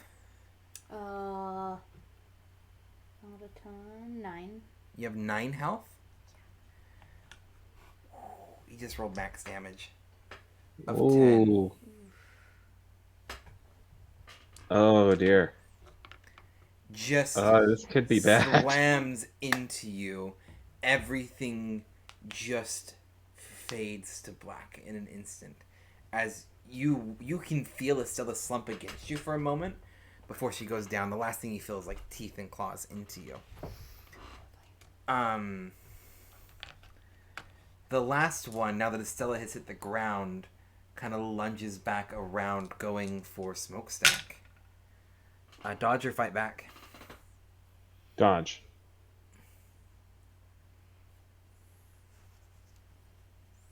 $25. Regular success. You just quickly step out of the way. Just managing to dodge it. You got 3 of them around you now. And Estella kind of lying on the ground next to you. I am going to have... it is your turn, though. And would you mind rolling me a power check? Yes. Oh, pass. Pass. Oh, that wasn't me? No, she rolled me a power check. I needed you to roll. Just tell me what you were doing. Gotcha. Smokestack, in which case, is going to keep fighting. Which one just dropped Estella? That would be the one to the southeast. Bottom right. Smokestack's going to take a swing at him. Okay. Give me a roll. Okay, that is a 13 or 12. Not quite an extreme success, but it is a hard success. And because he was fighting back, that wins for you. So roll for damage. Okie dokie. 13. You swing and just kind of like you watch the Estella drop. You know that this guy's a threat. The blade hits through and it shatters to dust. Still pinned between 2, one of the 2 of them swings at you. Dodge or fight back. Fight back. This would be the one to the south west of you. That is a fail. 74. 74. It also failed. So you don't take any damage. Okay. Kind of trying to keep, kind of pinned between the 2 of them. The other one attacks. Dodge or fight back? Dodge. Okay. That is a failure. With an Okay. 80. How much health do you have left? Not a lot. 2 hit points. Its minimum damage would be 2. As its teeth sink into you, the last thing that you see is a blinding, did you say bluish light? It's green. Green light kind of fill the room kind of from Estella's motionless body. Estella, you sit bolt upright awake, 1 health, as you watch Smokestack fall in front of you. Your body trying to hold itself back together, but just not quite able to do so. Okay, let's get some power in here then. There's 2 of them left. I want to tamper with their memory. Okay, you can try temper with their memory, yeah. They aren't necessarily sentient creatures, so what exactly are you trying to do? I want them not to remember seeing us and not to see us now. You just want to, like, wipe your existence. That's going to be very, very tricky. Yeah. Roll me a power check. It's going to be contested. Oof, I don't pass. What'd you roll? Wait, what is my power? I had 3 above. 3 above? Yeah, you do not pass. Push it. You can push it. I don't Pushing feel it like- has You could also- extra consequences. I know, but I don't think I have a lot of other options. You could spend 3 points of luck. You could have also spent 3 points of luck. Fine, but you better give opportunities to gain that back. Yes, well, we'll be doing regular luck improvement checks at the Good. end of every session. We haven't yet. Okay. Because no one spent luck. Okay, fine. I'm spending 3 luck points. Okay, I want to modify their memory. that is a pass. Yeah, now it's How much failure. magic points do you have? 14. 14? Mhm. Oh, it's a lot to do with 14 magic points. I don't want them to see us. You spend all of your magic points. Okay. You spend all of your magic points knowing that you want to do this, and you know that you've opened up a power well that is greater than you could fill. Lovely. As you feel it start to pull off your very, very last for it, you only had 1 health left. Mm-hmm. You feel power surge in from the area around Smokestack as the runes that you saw earlier on Smokestack light up. It's that familiar energy of the fire creature Oh, lovely. lending you aid. I don't mind using that. As the 2 of them wander back in their rooms, back into their slumber. Now, pause here. Smokestack. The last thing you saw was black. The next thing that you saw was a being standing in front of you, wreathed in flame. You recognize the energy, but you don't recognize the form. You know it to be the Amaglamus fire demon you saw earlier, but here, in this dark place teeming with chaotic forms of energy, where as powerful as this beacon is in front of you, it is still dwarfed by some of the energies around it. It just kind of looks at you for a moment, and then goes, "No, I'm not ready for the mantle to move." And the sensation of just burning quickly takes over your body as you sit bolt upright as well in this room. The runic marks on your arms lit it up. Kind of just... they hurt, but they quickly fade away. They don't leave any kind of physical trace. But you are now back at 1 health point as well. Just kind of feeling exhausted and spent, badly damaged, sitting in this room as you watch the other 2 of them kind of head back to their respective areas. You can still feel where the runes were on your arms, but you are back up, alive and breathing.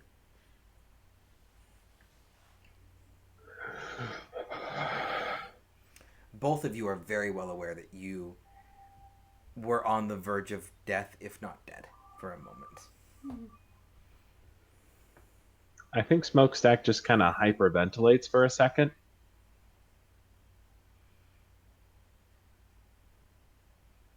Before he takes out his hip flask, the stuff that doubles as paint remover, Mhm.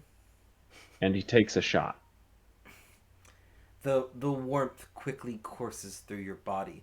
It is worth noting, for the first time Smokestack would recognize, the crystal that normally has that kind of dull warmth and hum, we're going to use the phrase sleeping right now. That warmth isn't quite there in the hum. It's not like it's empty, but it's sleeping. Dormant. It's dormant. Both of you feel it.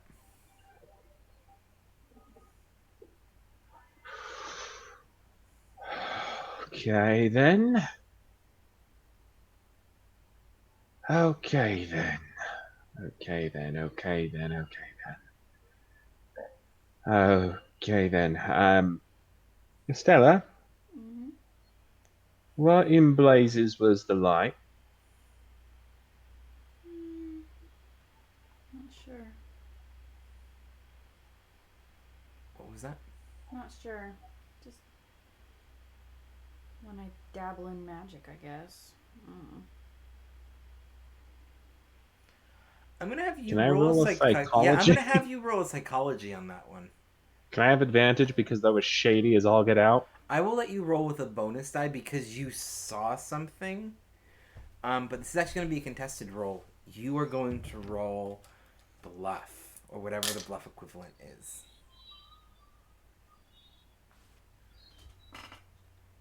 What is your bluff skill? There's not a bluff skill. I don't think so. I don't know, but I got a 3. Oh. Either way, that's going to be a pass because the base psychology is 10. So it's a hard I think success for him. I think that's actually an extreme success in No, 2 would have been an extreme success for psychology. 2. Well, you're rolling Yeah, because it's 1/5. bluff, aren't you? That's not a skill. Well, deceit, fast. There's got to be something.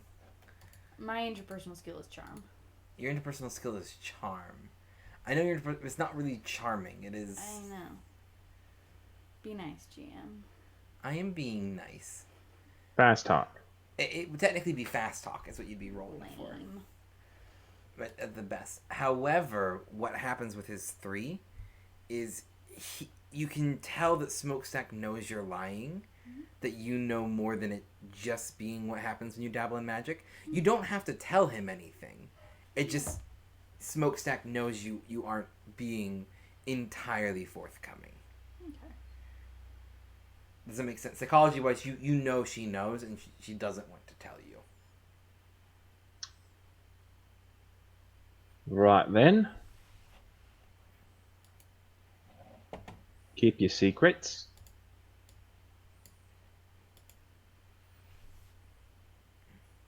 Keep your secrets then. Smokestack pushes himself to his feet. I think kind of like considers trying to bandage his wounds, but realizes he's covered in so many claw marks that it's not even worth the trouble. Mm-hmm. I suppose we press on then, huh? That or slip out. What do you think? Well, I've come this far. I feel pretty wiped out.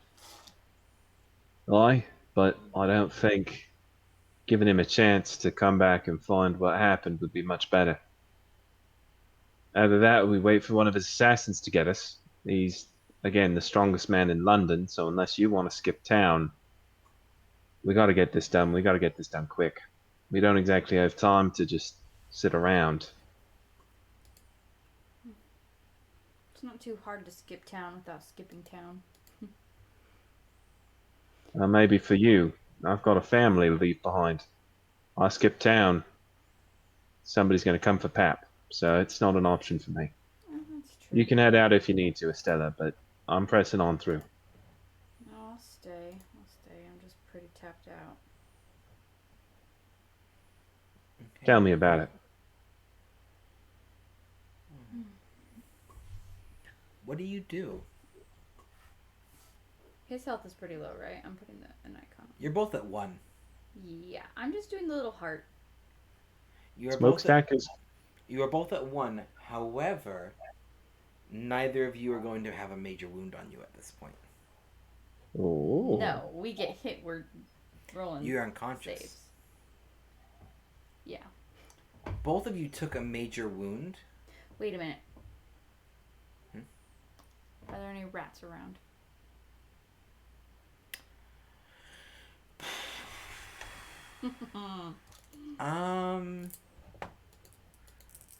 I want you to roll for it. This is definitely an area that they could be. Dang it. I didn't tell you what to roll yet. Yeah, but so dang it. You can invalidate that roll because I didn't tell you what to roll Fine, for. I'm going to. What am I rolling? So I just don't like when you roll before I know what you're rolling for. I thought you were going to tell me. I'm going to have this be a general luck check. Oh, my gosh. 7. 7. There is a rat that seems to be scuttering similarly in the direction that you just had come. I grab him. Okay. You grab the rat. It seems a little bit surprised, but doesn't try to run away from you. I tell him instructions for the Rat King and then set him down. The rat quickly scutters off. What were the instructions given? Where we're at and if the Rat King can send someone or something. Okay.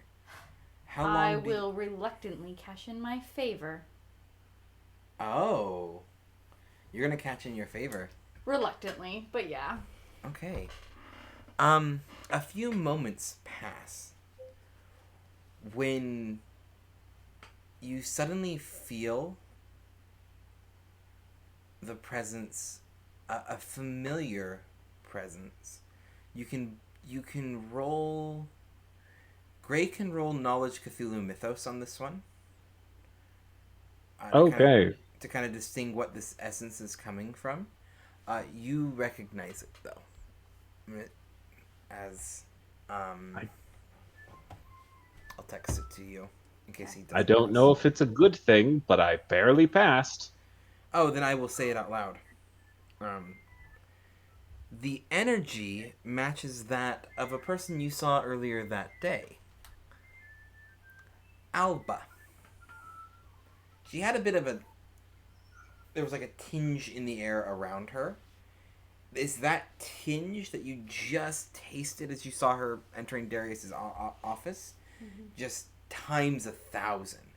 The room rushes. It warms up. You can feel almost just pure euphoric joy, and all of your wounds stitched shut.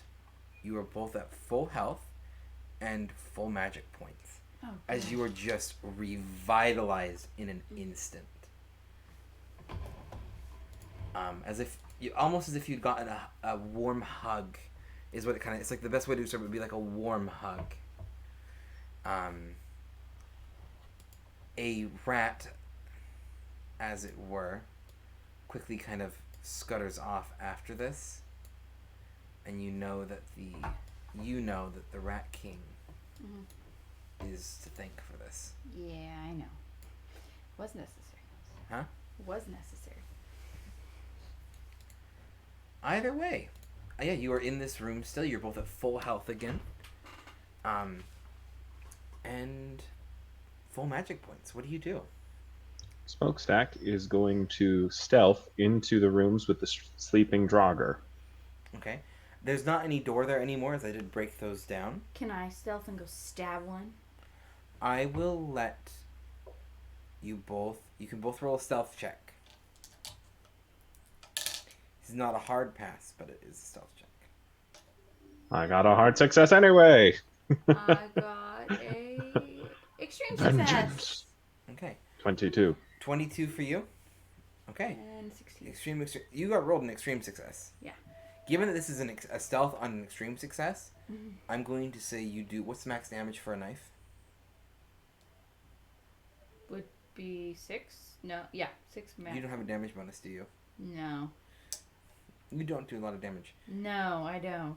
I'm gonna say you quickly disperse the one that is in the room in front of you.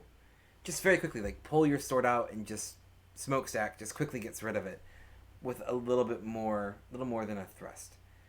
On the other hand, you hear. Oh, you definitely take care of it. But when smokestack had like a single elegant slash, yours is like stab, stab, stab. It's gone. Lame. You need a better knife. Oh, that is true. You can get a better weapon. Fine, I'm going to upgrade it to the best money can buy. Okay. We'll talk about that after. See if you can get something kind of custom made. You know of people who will know where the good stuff is. The Raven's Den. The Raven's Den, exactly. But yeah, quickly dispatching the two Draugr that are in here, kind of turning towards each other. Now what do you do?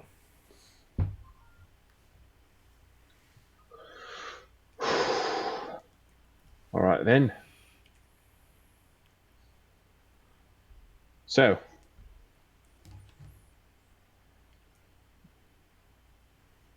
Keep you want to going. head north or south? I guess north, right?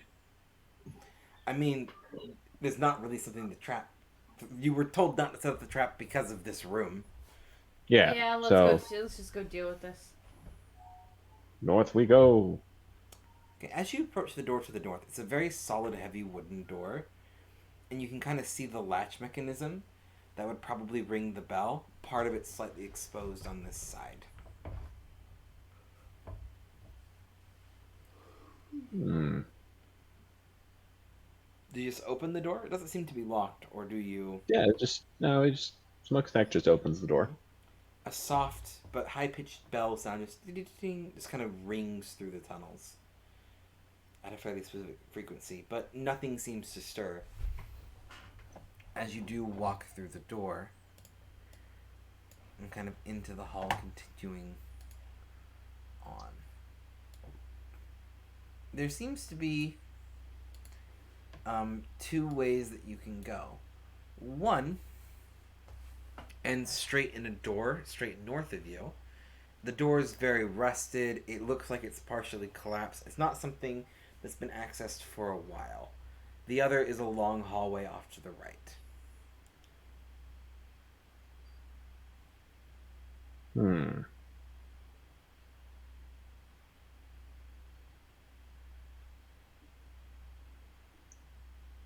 Let's head to the right. Okay. Heading round the bend,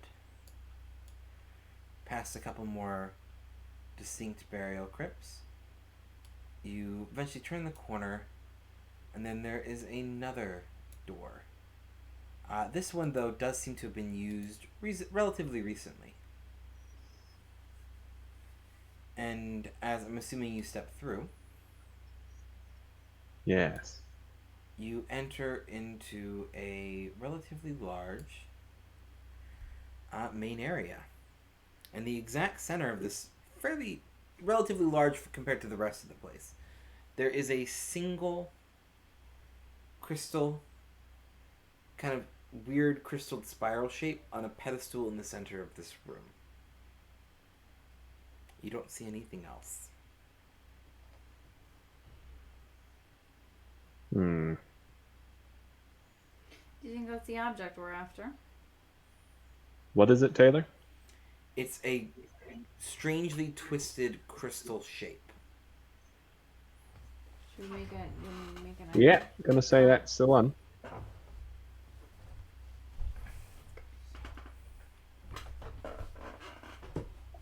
So, Smokestack would like to try and identify what this thing is. Could I maybe use a power check for that or something? I basically would want to know l- if this is a power source. You're going to do two different rolls. One is knowledge occult, and one is Cthulhu mythos. Okay. Hard success on knowledge occult with a 33. Okay. And a regular pass on Cthulhu Mythos with a 10. Okay. Um. So, as you kind of take an exam, you don't pick it up, but as you kind of study and look into energy, the first thing that you learn is what this is. It is, in fact, and you kind of mentioned it earlier, a phylactery. It's a vessel that contains part of a soul, basically the ability to keep someone alive. Um, More importantly, it is. You don't know a lot about these. These are mostly kind of like folk tale that you hear about in terms of like a lich. This one, however, is it seems to only be part of one. Is it enough to hold leverage? Absolutely, but it's not the only one. Multiple splittings, as it were. But it's definitely enough to gain the leverage that you need in the moment. Excellent. The second thing that you realize is that as you're studying it, there's a slight connection, a dark presence attached to it. The being that taught him how to do this. There's two things living inside of it. No. Good. The energy's there. That power's there. And before you quite have a chance to pull back, it basically sticks a little bit of information in your mind and is gone. The information doesn't quite make sense to you, but increase your Cthulhu Mythos by 2. Okay. As this little bit of Eldritch knowledge is just kind of eating away at the back of your brain right now. Your mind's trying to make sense of it. It's there. You can't really stop it anymore. You're not sure if that's quite a good or a bad thing, though, to be honest.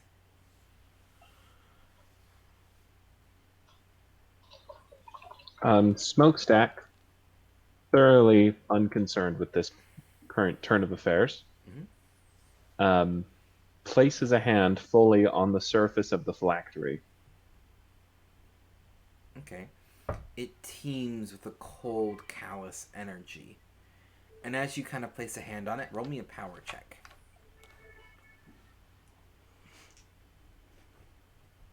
Hard success, baby. You realize as you touch it, it almost like tries to send like an alarm, a little warning message out. And you quickly muffle that presence to where you're now holding it. And you think you actually haven't alerted Caldwell that you have picked it up. Excellent. Smokestack feeds it to his demon. Just immediately feel it feeds this to the demon. Okay. As you watch Smokestack pick this up and that thought crosses his mind, the markings on his arms light up for a second, and it is gone. Just powders to dust in front of him. The crystal that had been dormant is now back full of energy. And more importantly, as he does this, the doors to the side, right here, second. These doors On each side. fly open, Both sides or just one? just the one, and a large boned creature reeking of decay just bursts through the door with a loud roar towards the two of you. As you can see, the magic that's holding it together start to fall apart. It's still alive and fighting and charging towards you. But it's falling apart? But yeah, whatever Smokestack did is starting to undo the magic that was keeping these things alive. Can I pick out the magic? I will let you roll a power check real quick. It's kind of a reaction moment. Pass. Pass? Hard pass. Hard I pass. think. Yes. Recognizing that the magic is starting to unwind, you grab and pull. You rolled a hard pass, and it rolled over a 90. The magic just... You watch as... Smokestack could probably see this. Your eyes kind of light for a moment as you just rip the energy from this creature, and it kind of dissipates before getting sucked into that crystal, along with the catalyst, and the bone amalgamation just kind of crumbles to the ground in front of the two of you as this place falls silent. The two of you sitting there, a moment or two pass, when with a crackle of black energy, a figure appears before you in this room before you've had a chance to really react. You both immediately recognize him as Thatcher Caldwell. He looks over the two of you sitting there in this room. All right, which one of you did it? Oh, Thatcher, Thatcher, Thatcher. Thatcher Caldwell. You've done some wretched things in your life, haven't you? Guess what, bud? Time to pay the piper, or the king, as it were. You tried to impersonate him. That was a bad move. You tried to kill me. That was a worse move. Now, you show up in my face. Strike 3. I'm going to hunt down every one of your blasted phylacteries, and I'm going to consume them. Do you understand me? I understand that you're foolish if you think you can go against my might. Smokestack looks at the deteriorated bone creature on the ground and just kind of shrugs.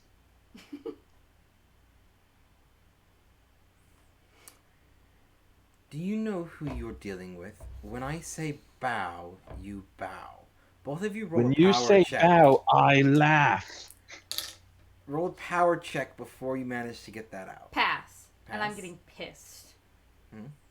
Hard success. 23. You do 100% say that as he realizes that neither of you are forced to bow.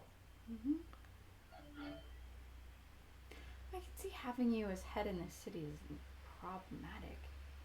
It's a shame if you were to lose your mind.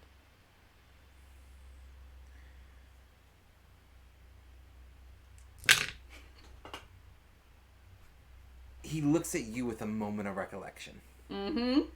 He pieces something together in that instant. And his face kind of goes pale. Something about Estella saying that line terrified him. And he quickly raises his hand. I need you to make a dex check. Or dodge. Roll dodge. Oops, I just lost one. You lost one? Yeah. Where'd it go? Oh, it's over here. It's a 40. I'll keep it. Oh, you lost all of them. Thanks. I was trying to hand you the dice. Yeah, great job. Okay. Here. You can borrow my dice for 47. 47? Is it? What's your dodge? Not 47. Okay. Bum, bum, bum. 35. 35? Yeah. Can you grab my dice? Yep. It's the other D10 and the D4. I don't know where they went. There's a D4.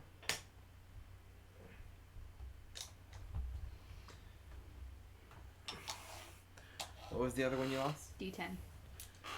The actual useful, important one that I need right now. I know. I don't know where it went. Sorry, Gray.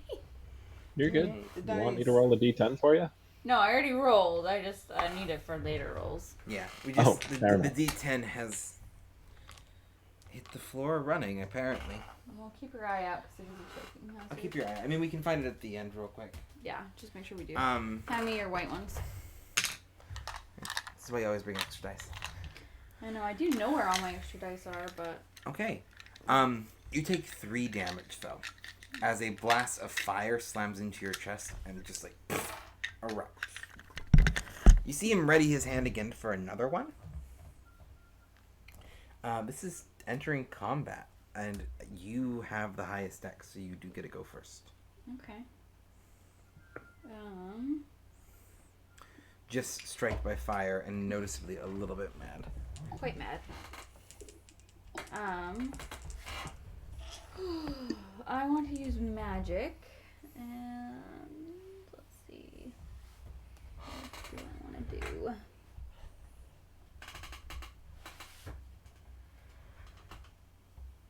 I want to influence him. Oh, what are you gonna try to do? I'm not sure, but I'm very angry. No. I mean, you're more than welcome to. You gotta know what you're trying to do with the influence. I know. Any idea is great. So to clarify real quick, is Thatcher actually here, or is this just this is 100% Thatcher. Oh, like he actually showed up? Oh yeah, he 100% showed up. I want to influence him by throwing things into his mind. You just want to bombard him. Okay, you definitely got stuff that you can throw in there. You just roll me a power check.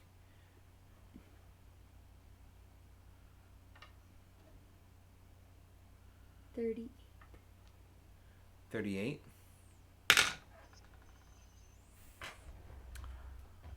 Ooh.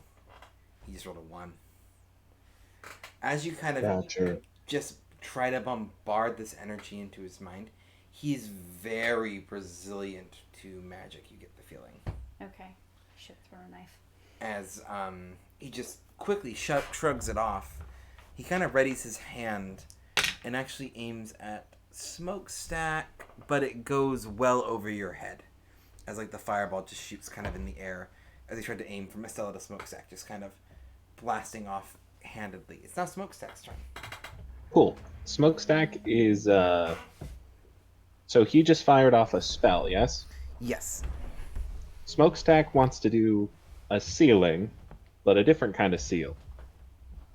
He wants to seal the flow of power open. Open? I want to make it so he can't turn it off. Okay. And then he's probably going to suck up that. Actually, I want to suck up some of that. Yeah, give me a roll. This is gonna be a power check. Can I give him an advantage? I will let you help. I catch on to what Smokestack's doing, and then Okay, you're gonna also roll a power check. pass You don't know the sealing spell, but basically you're just lending your power. energy to Smokestack. Yep. What'd you roll? Hard success 22. Okay. You seal the door open, as it were. You feel the energy that's not his, it's borrowed energy, as almost any magic is. And you seal the latch open. It drains both of all of your magic points. You feel your energy tap out. You feel some energy from the crystal be given to you. And you feel energy clearly from Estella. Realizing what she's doing, basically just sending that energy your way. It's got a very cold sensation to it. Almost in stark contrast to the hot sensation of the crystal. Either way, the energy starts to kind of flow rapidly into him. What do you two do as he starts to panic? Hey, Jazz, dinner time. Got a fountain magic for you. At which point, Smokestack, crystal in hand, punches him in the face. Okay. The crystal begins to glow. And then with a moment, it cracks open. And fire engulfs. Just completely engulfs Thatcher. You see him just start to try to pat it out, but you can't even see Thatcher anymore. It's just pure flames fed by this. It's so hot that the two of you kind of have to back away. This lasts for a moment until the crystal falls and actually flies back up to your hand. It's uncomfortably warm to hold right now, to the point you actually have to put it in a little bit of a cloth. It's still cooling down from the feeding. Yeah. In front of you is Thatcher. Torn, singed, and skeletal. Just a skeleton. He looks Went up down like at himself. No. And there's a quick flash of that energy, the energy that put a thought into your head. It flashes for a second as Thatcher says no again and is gone. He's blinked from existence.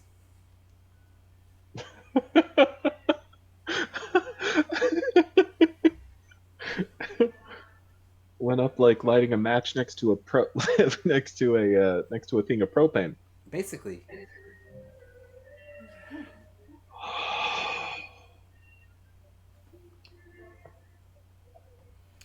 what do the two of you Oh. do? Smokestack tucks the crystal confidently into his coat pocket and nods to Estella. Thanks for the assist there. Mm-hmm.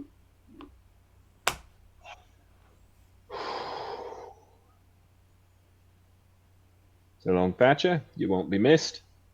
You're a terrible politician and an even worse wizard. Yeah.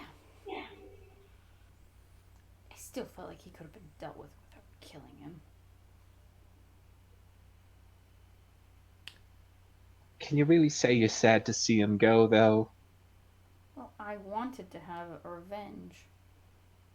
I mean, I feel like him getting eaten by whatever patron he sold his soul to is quite, quite the comeuppance. Yeah, I guess. Well, hopefully that'll. Hmm.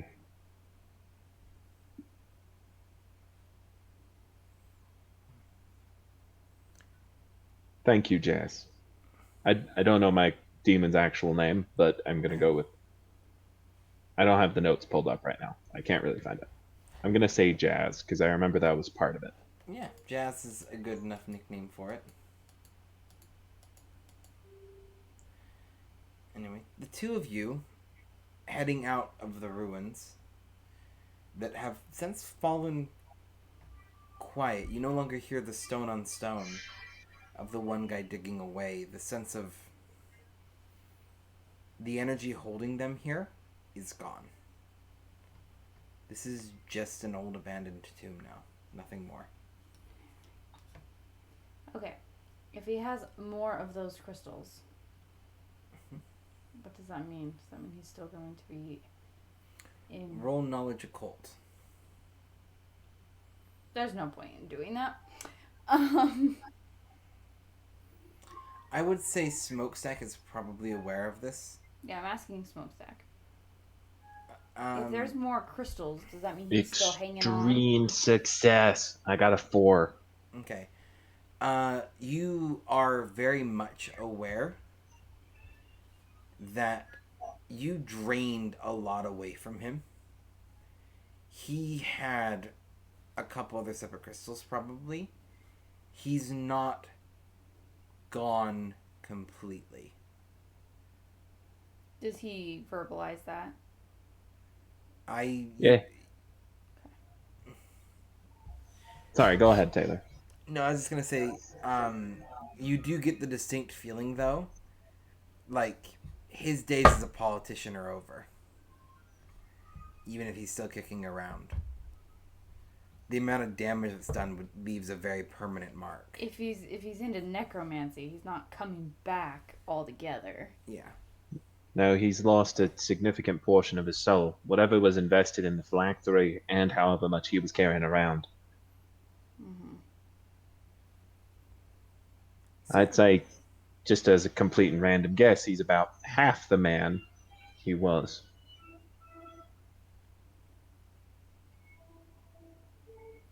You also know that a lot of that depends on the patron, as it were. the figure that sapped him out of existence, how mad and how willing at second chances it is. Anyway, but the group of you kind of walk out of the catacombs back into the pipes and kind of eventually getting a little bit of fresh air. The thought occurs to you, particularly Smokestack, that you need to go talk to Darius to see, does he count what you just did No, he doesn't. as fair trade? I doubt it. We'll see. Especially as Smokestack had poison.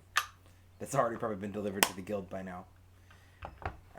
Making your way across town, and eventually back through to the Raven's Den, Darius waves you in to his office.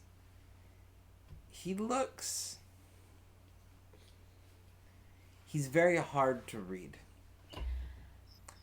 So then, I assume that you're already informed. I know what happened, Figured. but I want the two of you to tell me what happened. I didn't get to exact my revenge on him. Oh, you'll get time to exact your revenge. Yeah, I doubt there's enough of him for that, but it's fine. There's always enough of him for that. We'll talk later. Fine. On the other hand, I'm not sure what part of get a bargaining to hold over his head counts as feed it to a wild forced spirit of nature. Yeah, pretty much. Smokestack is silent for a long second before he nods his head to him and says, "Look, mate, I'm not gonna act like I always do things exclusively for the benefit of others. I'm definitely no knight in shining armor, nothing like that. But I saw what he did to those people. The actual Caldwells. I understand if there's some way I need to repay a debt to you, pay you for the goods and services you've already provided. But one way or another, once I realized the extent of his crimes, he wasn't walking out of their life. Jazz here was hungry, and I owed her. You named She- the thing now? It's always had a name. I was able to bind it. Sort of. Stuck their neck out for me, and if I didn't feed them something potent, it was going to take me, likely, or call something from me. I saw an opportunity to get out of that particular debt. This is a two-way street, mate. Having a hungry fire burning inside of you is all well and good, but if you're not willing to feed it, it'll eventually burn you up. Or at least that's the general feel I've been getting from it. Having said all that, again, I don't have any sort of justification, nor will I offer you any. I did what I thought was best. The honesty is appreciated, and I actually do rather value people who do what they think is best in the moment. It's honest. I can get a dime a dozen people who follow orders. People who think for themselves and may do so competently is hard. That being said, I do not wish to muse on you having made the wrong choice. However, to potentially encourage the greater thought of why I had suggested what I had, Thatcher is not dead, most likely. He's a very crafty individual. If you did the right thing, time will tell. What I do know is you gave up a chance to hold weight over him. We did not gain any cards over him. But we dealt a successful blow to the enemy. If that is a greater price, a greater reward, I don't know. So I won't hold judgment on the efficacy of your actions. I presume they will be interesting. That being in addition, I'm going to be a little bit honest here. I know you're competent, he says, gesturing towards Estella. I knew that you'd be able to handle this and you'd be able to do it perfectly well. What I didn't know is how you would act. He says, gesturing to Smokestack. So, while this was a valid job, it was a bit to test you. And I do think I'd like to continue working with you in the future for business. On one condition. He pulls out another piece of Caldwell's phylactery and sets it on the desk in front of him. I hedged my bets. I have another piece of him right here. Do you have any idea how many? I don't. And while I'm more than happy to feed Caldwell to that little demon of yours, I don't want to do it until we've gathered all the pieces. That's my condition. Condition accepted. In the meantime, he hands it over to you. You can feel a strong connection to Caldwell. If you want to get that little bit of revenge, I'm sure you can dabble with this a bit. I think the surprise has been blown. The thing is he doesn't know I have this one. Maybe I'll bring it back in the morning then. He gives you a slight smile. I trust you to do so. Very well. Poison's been delivered. I expect to have future work for you. It's been a genuine, unsurprising thing. And information. I don't know immediately what to give you, but I'm sure I'll think of something. We can arrange a meeting when you do. In the meantime, Smokestack, there's a few things I want you to be aware of. And Stella too in this regard. The city's falling apart. If you couldn't tell, boats don't naturally swim through the woods. Places don't go dark to the point that no one can see. I am part of a very select group of people who really would rather the city not fall apart, even if our intentions aren't the best. But we like the city. We're fond of it. Can I count on the two of you to help in the future? If I have more work. You'll be compensated, of course. We don't ask these things for free. It better be very worthwhile work. I don't normally get my hands dirty so much. Fair enough. But Count me in. Good. If you're after the protection of the city, then you can count me a part of it. That is good to hear. Again, I can't say that our intentions are knights in shining armor, but I can't smuggle anything into a city that doesn't exist. That's the thing you can always trust about a crook. We're predictable. You can always trust him to be crooked. Anyway, I bid both of you a fond farewell. Hopefully next time we meet, it'll be worthwhile and a good job for all of us.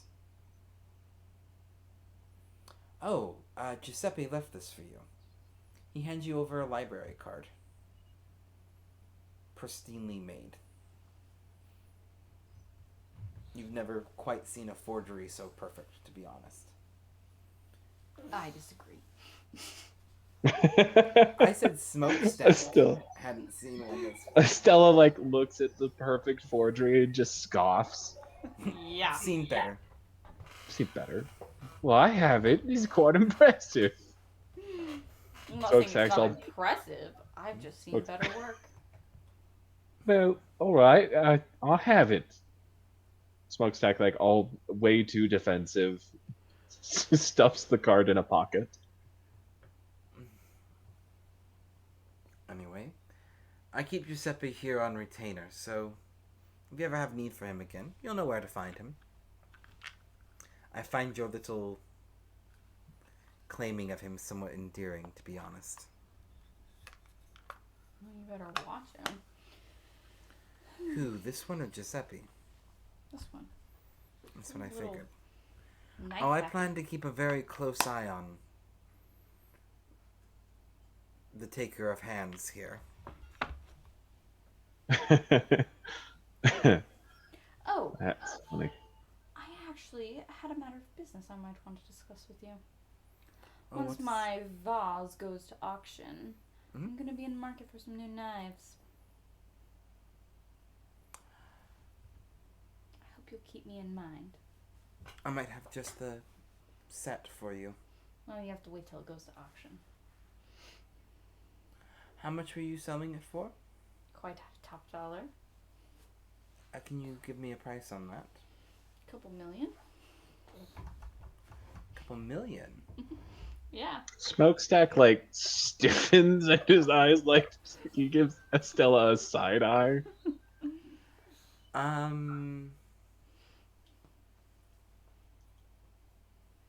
Would you be willing to take the knives out of that price? Are you interested in my wonderful vase? Slightly. I thought about keeping it.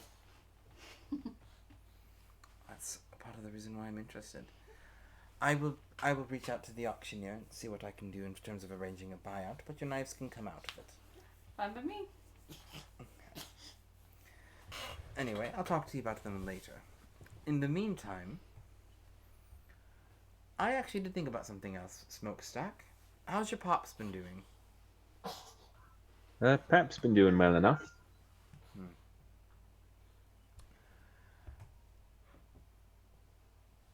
I have a bit of...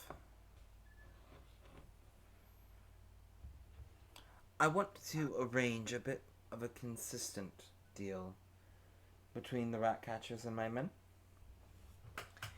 If I reach out ahead of time to the rat catchers, I would like to be able to request their guidance from the Rat Catchers Guild from point A to point B. Maybe with some cargo, obviously not the kind that would get the rat catchers any heat. Just to be able to move something with a bit of guidance through the pipes. In return, any equipment the Rat Catchers Guild has need of, I can make sure I get it to them heavily discounted.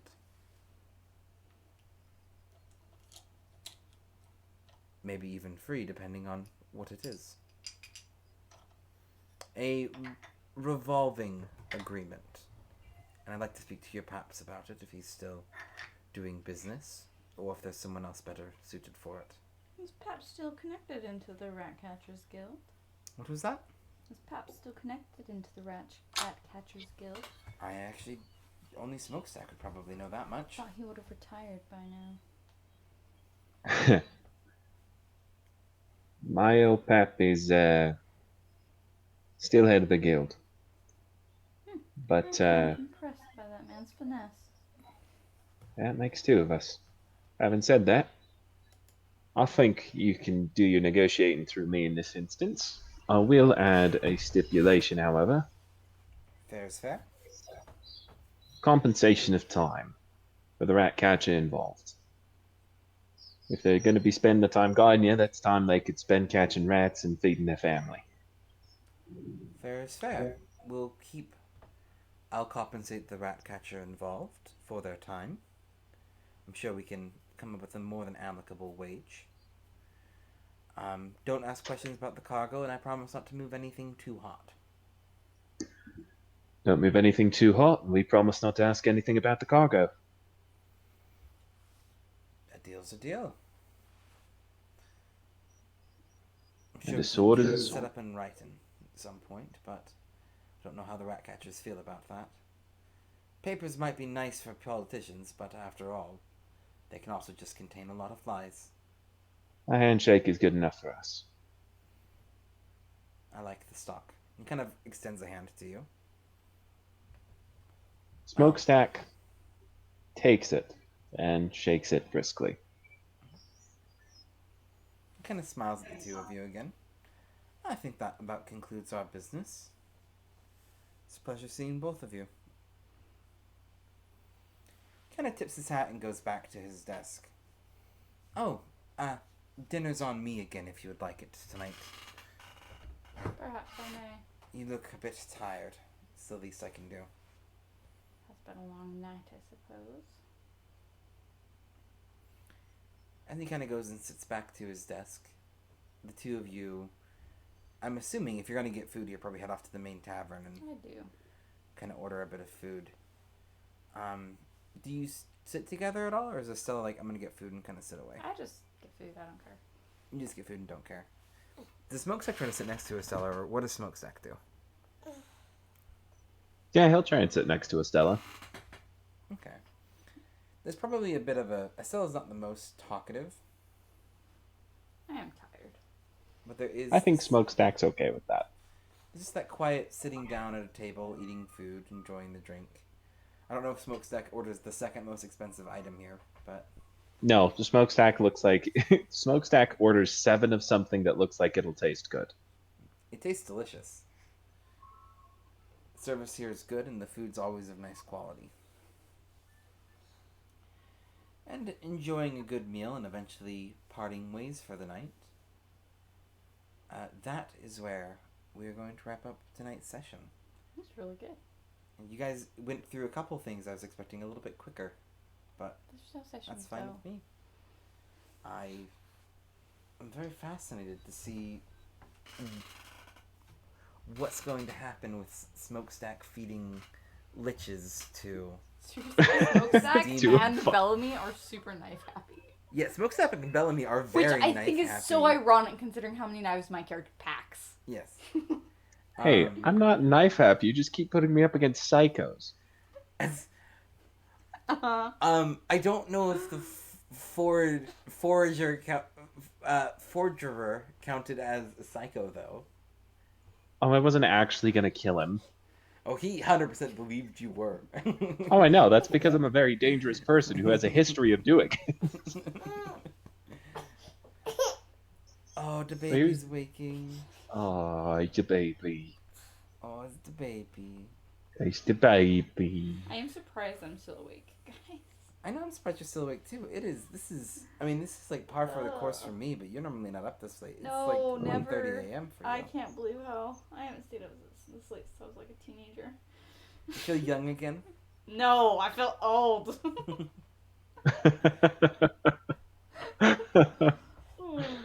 Anyway, I am gonna end the stream now. I am not going to do a raid because I only got one old viewer, and that's fine.